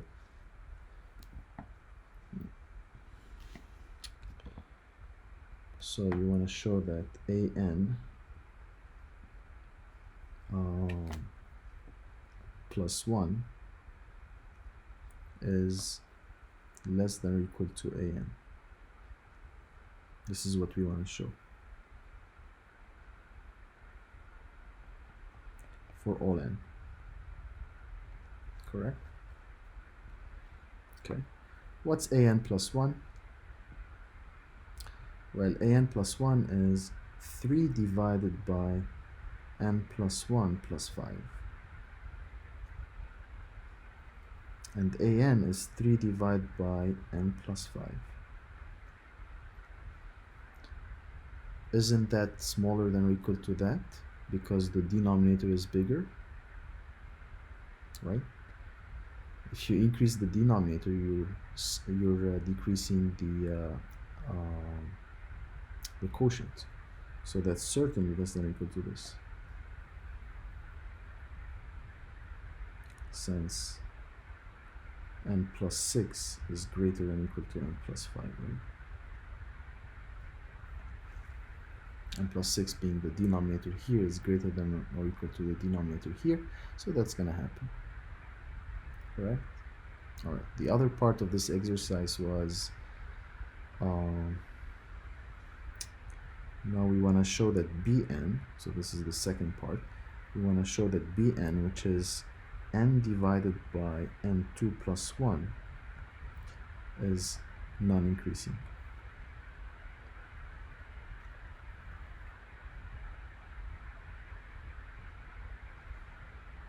So that is, we want to show that an is greater than or equal to an, that Bn is greater than or equal to Bn plus 1 for all n. Correct? That's what we want to show.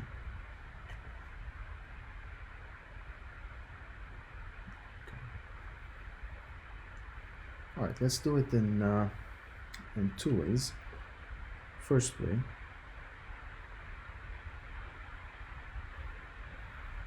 how about taking Bn minus Bn plus 1? How about taking this difference? If we manage to show that this difference is greater than or equal to 0, then we got what we want, right? What's Bn? Bn is n divided by n2 plus 1. Now what's Bn plus 1? Replace n by n plus 1, you get n plus 1 divided by n plus 1 squared plus 1, which is equal to same denominator. How about the same denominator being the product of the two? So n2 plus 1 times n plus 1 squared plus 1. So I'm going to have n times n plus 1 squared plus 1 minus n plus 1 times n2 plus 1. Correct? All right. Downstairs is non-negative, no problem. Keep it as ugly as it is, just keep it as is. Upstairs,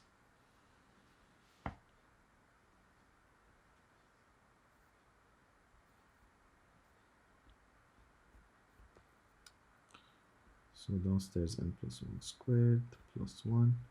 Upstairs, well, can we do it quickly here?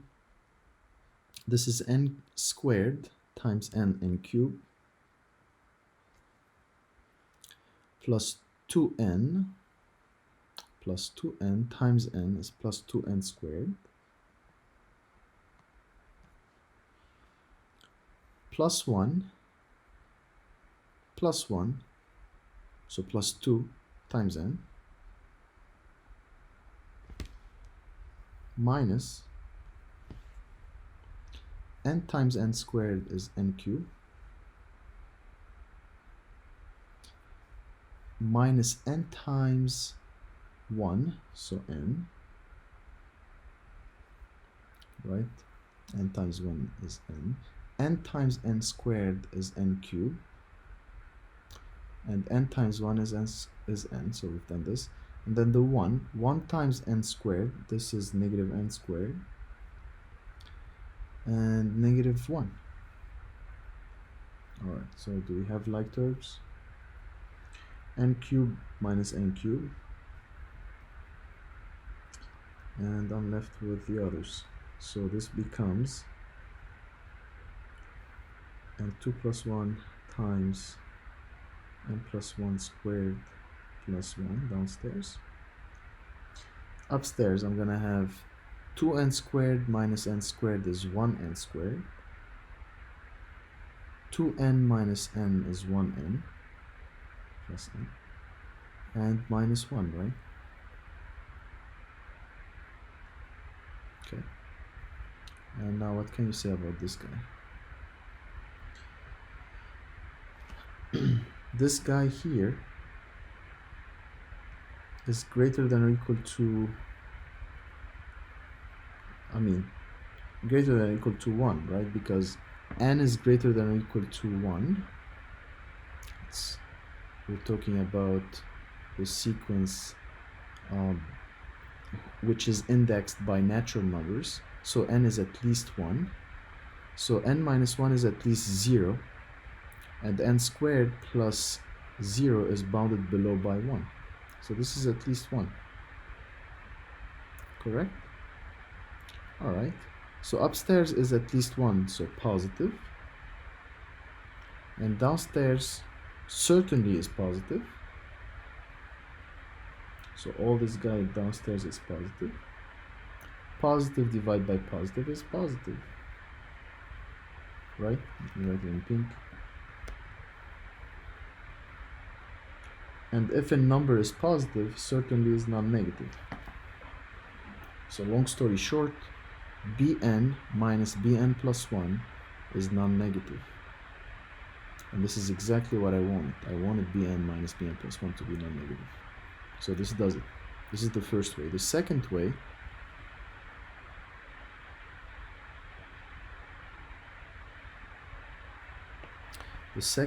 is to consider a related function. What's the related function to this guy? It's x divided by x2 plus 1, right?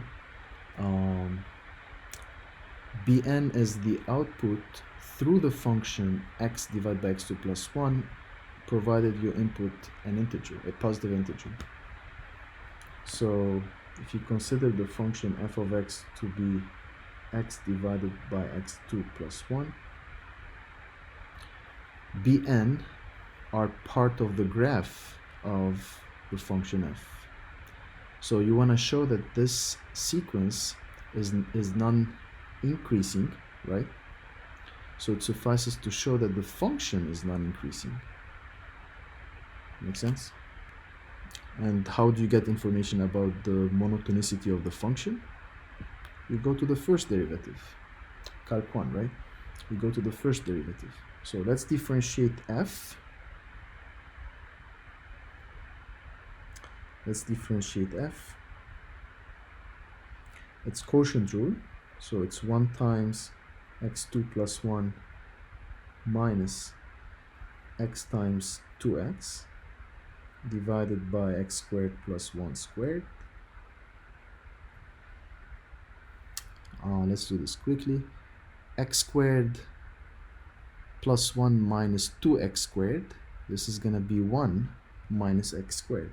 1 minus x squared over x2 plus 1 squared. Okay. What can you say about this quotient if x squared is greater than or equal to 1? Well, if x squared is greater than or equal to 1, then 1 minus x squared is less than or equal to 0, and downstairs is at least 1, so downstairs is positive. So this whole quotient becomes less than or equal to 0, right? So this whole quotient is non-positive if the numerator is non-positive. And this happens when x2 is greater than or equal to 1. x2 being greater than or equal to 1 means that x is less than or equal to negative 1, right? This means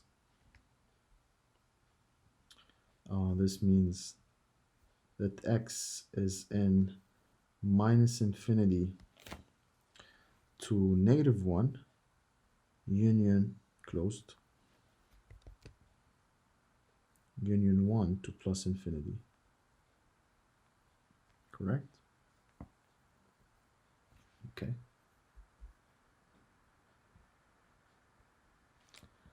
So this means that f is a non-increasing function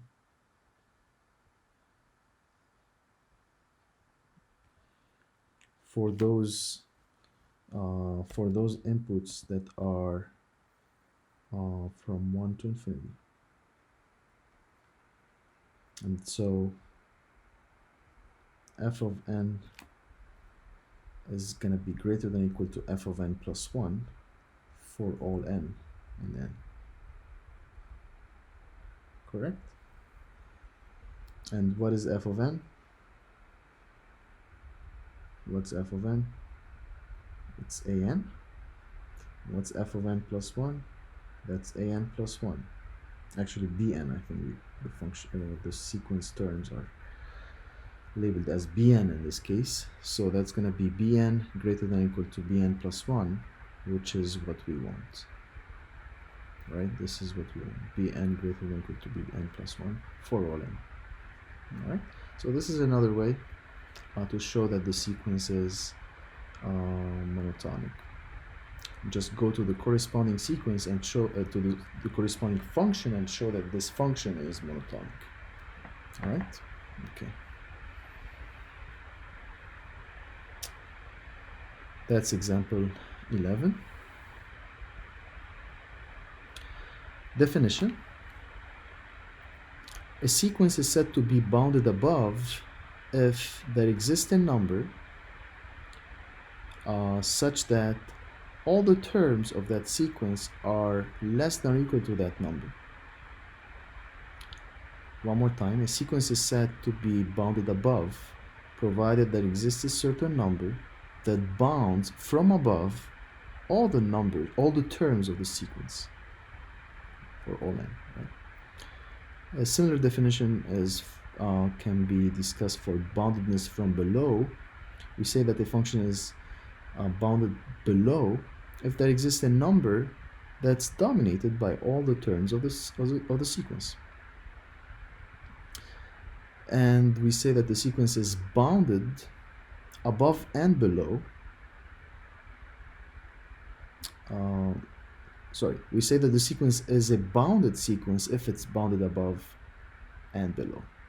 So if there exists a capital M and a lowercase m, if there are two numbers, little m and capital M, such that they are the lower bound and the upper bound respectively.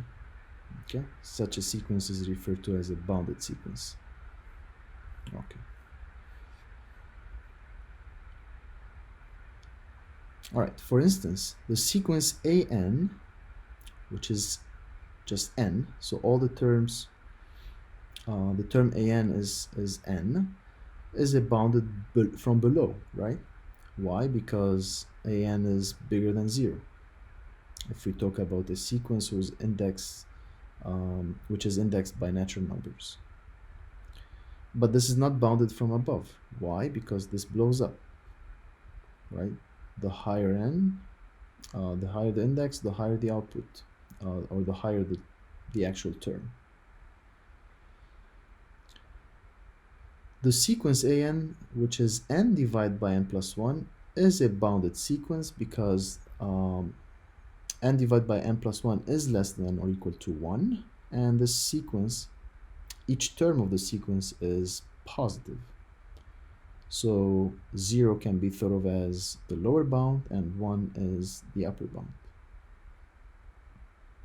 We know that not every bounded sequence is convergent. Why? Let's give an example. -1 to power n is a sequence which is a bounded sequence, right? It's bounded below by -1 and it's bounded above by 1. But this sequence divergent because the terms of the sequence do not cluster anywhere. They don't get crowded anywhere. Well, they get crowded at around 1 and -1, but this would be too many limits, right? A sequence doesn't converge whenever it doesn't have a limit or it has many limits. Right? In this case, it has 2 limits. Okay. So what these 2 lines are trying to say is not every bounded sequence is convergent. This is an example. And not every monotonic sequence is convergent. The sequence we just discussed, an equals n. This is a sequence which is monotonic. It's a non-decreasing sequence, and it's not convergent. It diverges to plus infinity. But what the next theorem is going to tell us is that if a sequence has the 2 characteristics, bounded and monotonic, then it has to be convergent, right? So one of them by itself is not enough to force the sequence to converge. We know of a sequence that's only bounded, this one, doesn't converge, and we know of a sequence that's monotonic, this one, and it doesn't converge. But when both of them are assumed, then the sequence must be a convergent sequence. And this is the next theorem, which is the monotonic sequence theorem. It goes like this. Every sequence that's monotonic, meaning either non-decreasing or non-increasing, and bounded, either bounded above if the sequence is non-decreasing, bounded below if the sequence is non-increasing, then it must be a convergent sequence. Okay, this is a very useful theorem. The proof of this relies heavily on something called completeness axiom of real numbers. Again, this is something I have to talk about, I have to introduce, and this is already too long, this lecture. Still, for those who are interested, if there exists somebody who's interested, I would be happy to explain the proof of this on a different video, but please post this online on Canvas and I'll be happy to do so. Okay, so what's the theorem? The theorem says every sequence that's non-decreasing and bounded above is convergent, and every sequence that's bounded below, that's non-increasing and bounded below is convergent. Long story short, you can summarize it as follows. Every sequence that's monotonic and bounded is convergent. All right. Let's look at this example. Investigate the sequence AN, which is defined by the recursion relation or the recurrence relation, A1 equals 2 and AN plus 1 is equal to that. Let's begin by computing the very first few terms. Let me zoom in here. How about we look at A1? Well, we know A1. A1 is 2. How about A2? Well, A2 is given by this recurrence, remember.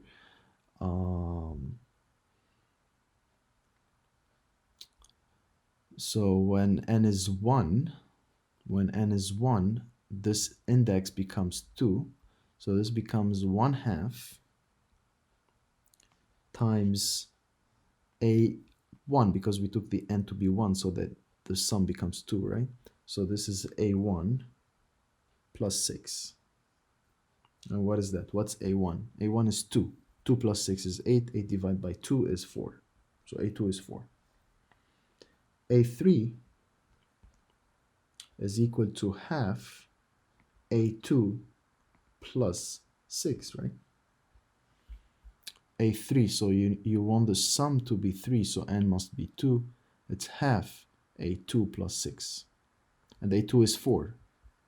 4 plus 6 is 10 divided by 2 is 5. Okay. All right, so you do a few. Let me write the let me write a few of them. This is 5.5. If you compute it, this is going to be 5.5. A5 is going to be 5.75. A6 is going to be 5.875.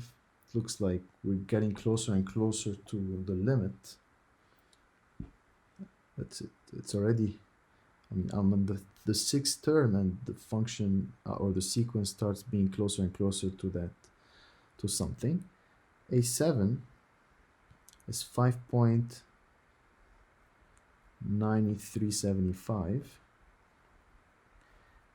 A8, the eighth term is 5.96875.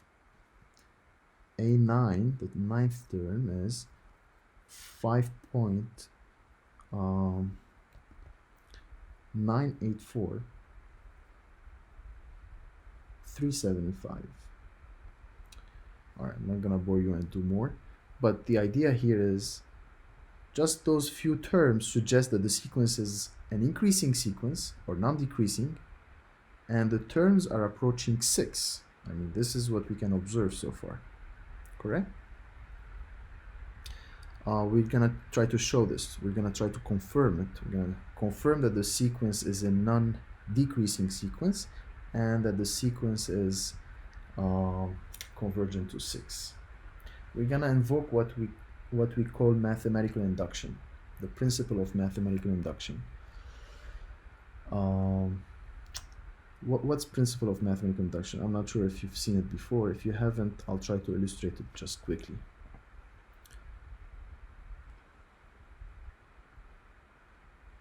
So principle. There was a problem, I believe, in the previous homework which uses that. I hope you looked it up online. This is something you should have learned probably, I mean, before college algebra. So principle of mathematical induction.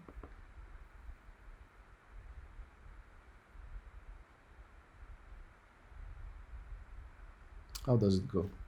Well, if you have a statement S, which is in terms of n, so it's a statement that has n, it's in function of n, and n is a natural number. So you have a statement which is in function of n, and the n is indexed in the natural numbers. And you want to show the validity of this statement. Okay, so one more time. You have a statement in terms of n, and this n is indexed, or this n is some natural number, and you want to show that this statement is valid for all natural numbers. What you can do is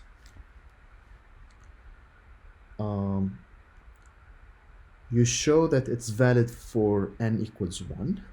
So you show that S of 1 is valid, is true. And you assume that S of n is going to remain valid for all n up to a certain number k. So you assume that S of n remains valid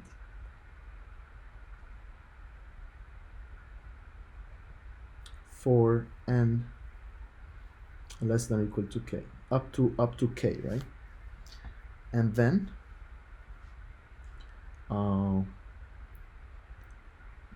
you show that S is valid when n is replaced by k plus 1.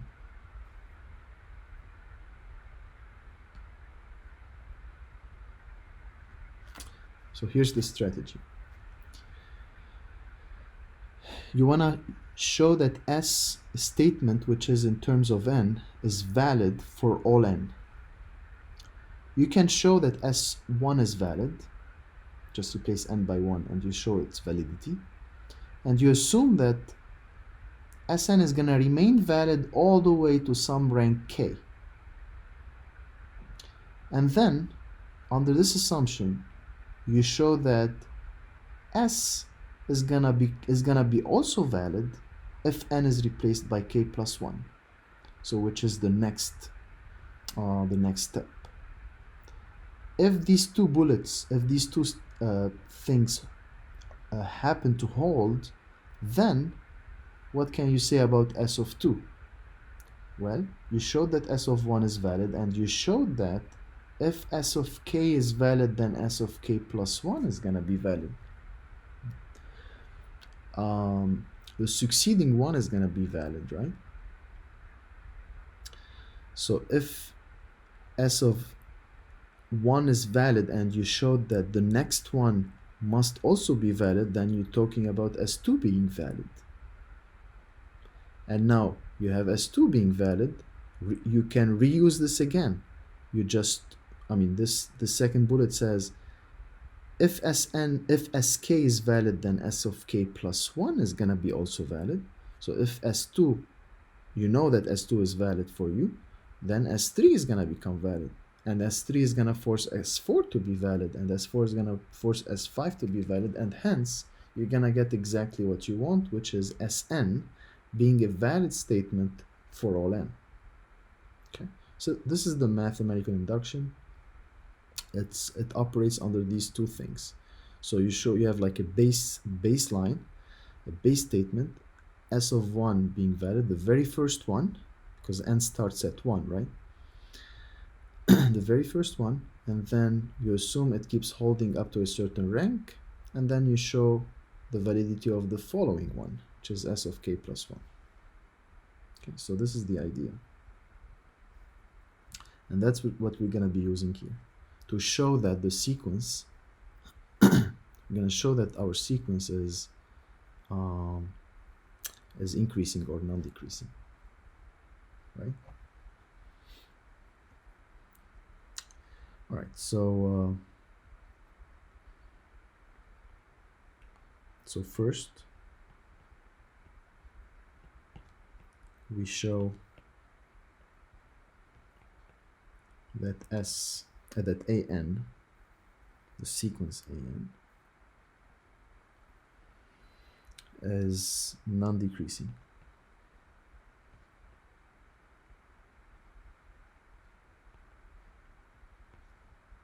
That is,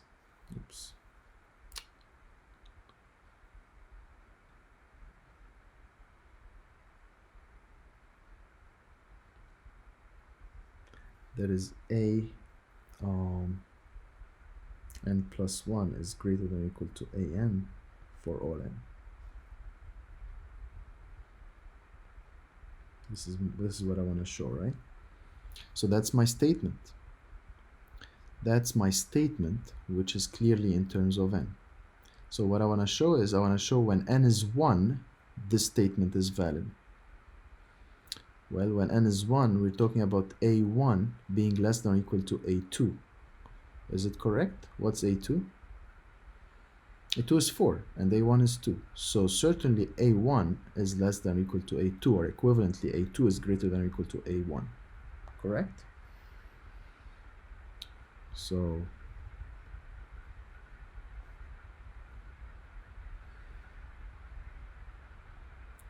this is true for n equals 1, since a2 is greater than or equal to a1, right? a1 being 2, we just found it above, and a2 being 4. Now we're gonna assume, so now we pass to the second thing. We're gonna assume that the statement remains true all the way to some rank k. So we assume that up to a certain rank k, this is gonna remain true.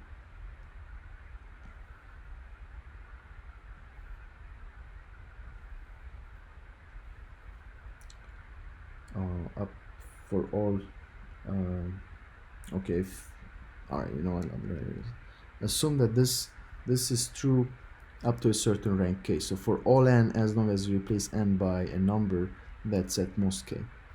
So in particular, the kth, so when n is k, that's gonna remain true, so you're gonna get this, right?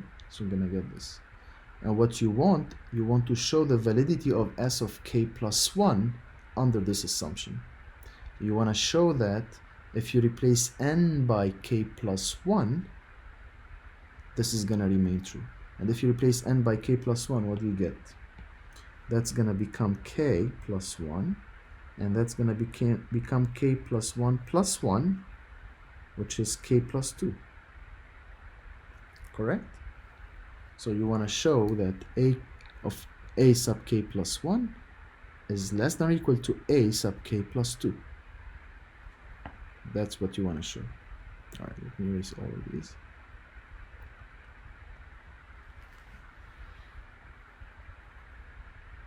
So we want to show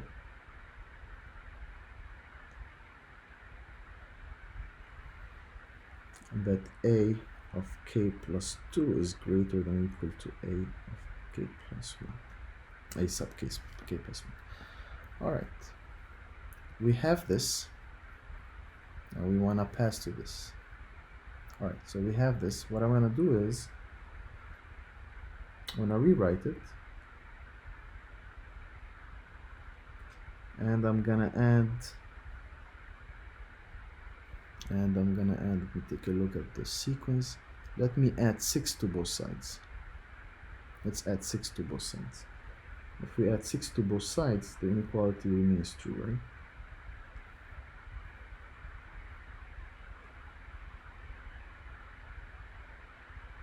Remember, this is something that I know. This is part of my assumption, the induction hypothesis, or the induction assumption. Now, this is what you want to show. So you want to show the statement when you replace n by k plus 1. All right. So you have this. I add 6 to both sides. Nothing changes. And then I'm going to multiply by half. If you multiply both sides by half, you get this.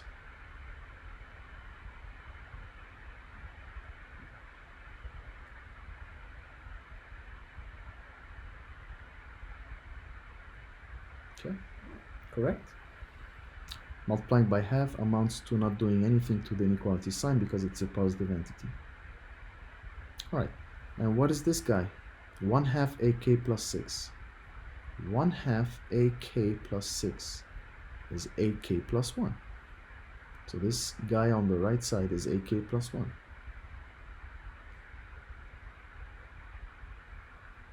Less than or equal to this guy on the left side. What's this guy on the left side? 1/2 ak plus 1 plus 6. 1/2 a sub k plus 1 plus 6. So that's going to be a when n is replaced by k plus 1. So k plus 1 plus 1, it's going to be ak plus 2. As wanted, right? This is what you want. It's right there. As wanted. So what does it mean? This means that the statement is true for k plus 1 if you assume that it's true for sk, for when n is k. So what does it mean then? Then, since we showed that a1 is less than or equal to a2, that's going to force a2 to be less than or equal to a3. One more time, this is going to force a3 to be less than or equal to a4. Another time, this thing is going to also force a4 to be less than or equal to a5, and so on and so forth. The sequence then must be a non-decreasing sequence. Correct? So therefore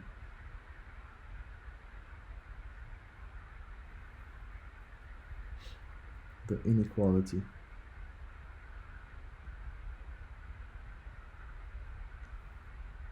an plus 1 greater than or equal to an is true for all n and n by induction.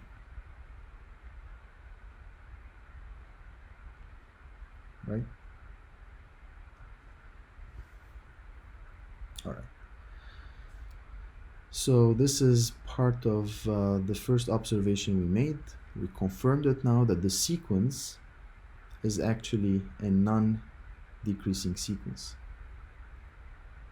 Now, the other one is we observed that they're kind of clustering around 6, so it looks like the limit is 6.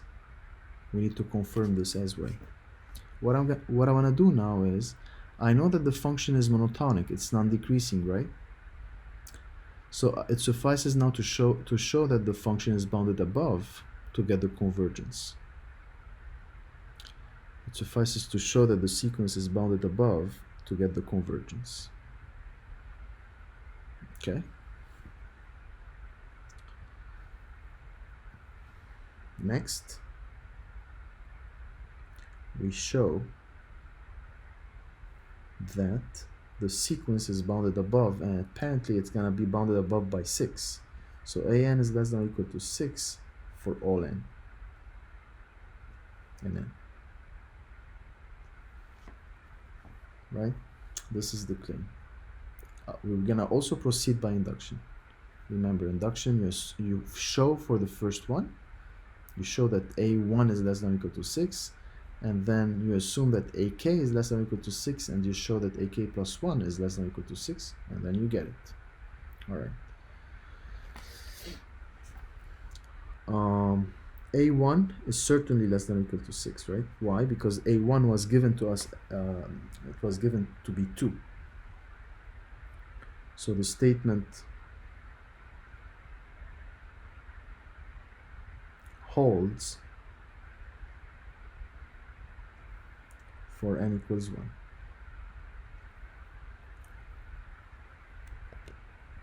Assume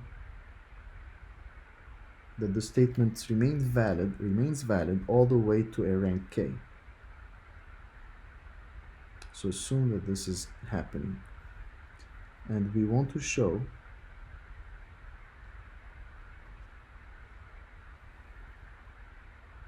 we want to verify that the next term is also bounded above by 6, right?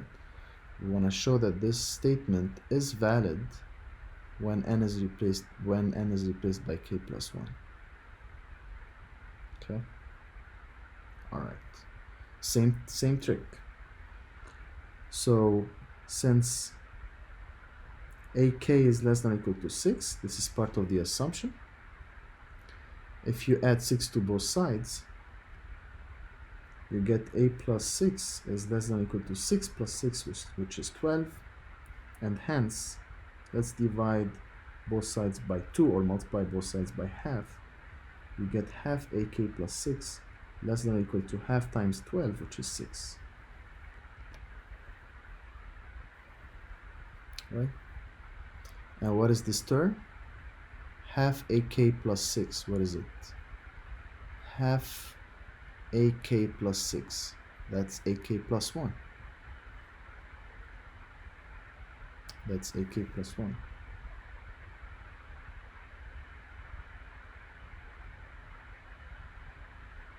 So what did we show? We assume that this happens. This thing continues to happen all the way to rank k, and we showed it for the following rank, which is the k plus first rank. It's right there. We just showed it, and then we got our hands on this, and then this is true then for all n. This is true for all n by induction. So it follows that it follows that AK or AN is less than or equal to 6 for all n.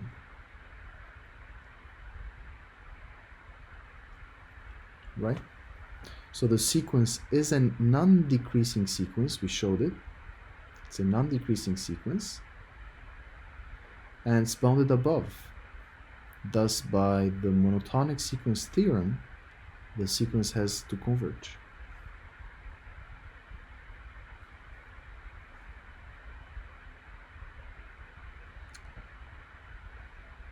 Therefore,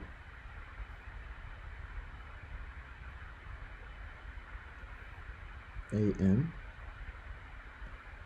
is non-decreasing and bounded above.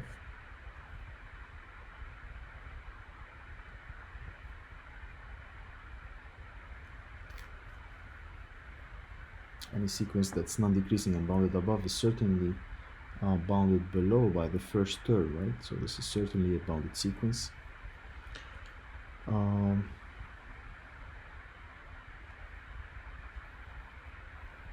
Thus, by the monotonic sequence theorem,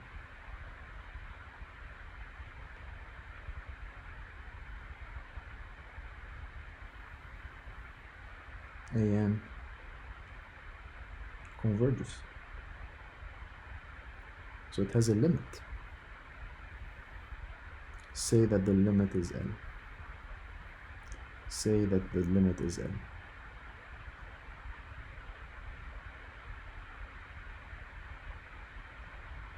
Correct? All right. The question now is, how about we find that limit? How about we find that limit? Because we kind of sense that the limit is going to be 6. Let's actually show that the limit is 6. All right. There's a problem we did in class. Technically, it's... Let me just go back to this. Where is it? Oh, it's right there. Remember this discussion that we did in class? These two exercises? It's very much the same as this one. And we used this this equality at the time, if you remember. All right, so I'm going to use something very similar to that.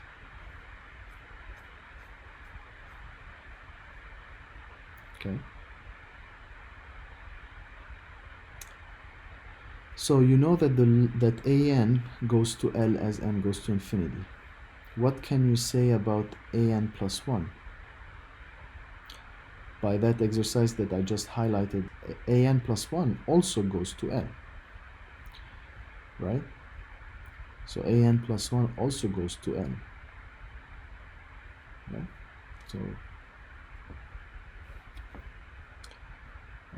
So since AN plus 1 is half AN plus 6 for all n, at the limit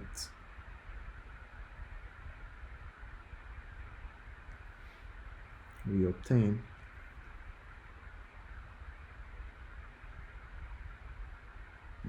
the following, that the limit as n goes to infinity of AN plus 1 is equal to the limit as n goes to infinity of half AN plus 6. And that's the same as this, right? By the exercise discussed in class. So this is the same as the limit as n goes to infinity of AN by the exercise we talked about in class. Let me just say here, X exercise.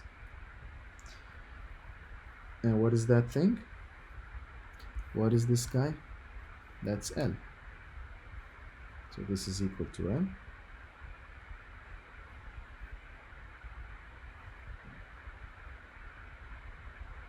So that is L the left side is L, is equal to the half can be brought outside the limit. It's a multiplicative constant. And then the limit of the sum is the sum of the limits. 6 is a pure constant, so it becomes the limit as n goes to infinity of an, which is L. So that becomes half times L plus 6. So again, how did I get that? The right side, half is a multiplicative constant. I'm using the laws that we mentioned on probably, what is it? The half can be brought outside, and the limit of a sum is the sum of the limits. And I'm using also that the limit of a constant is that constant. So I'm using these guys. So the half for the C, the sum here, an and 6, split them up, and limit as n goes to infinity of 6 is 6 by this guy. Okay. And you get that thing. Alright, and this is easy to solve.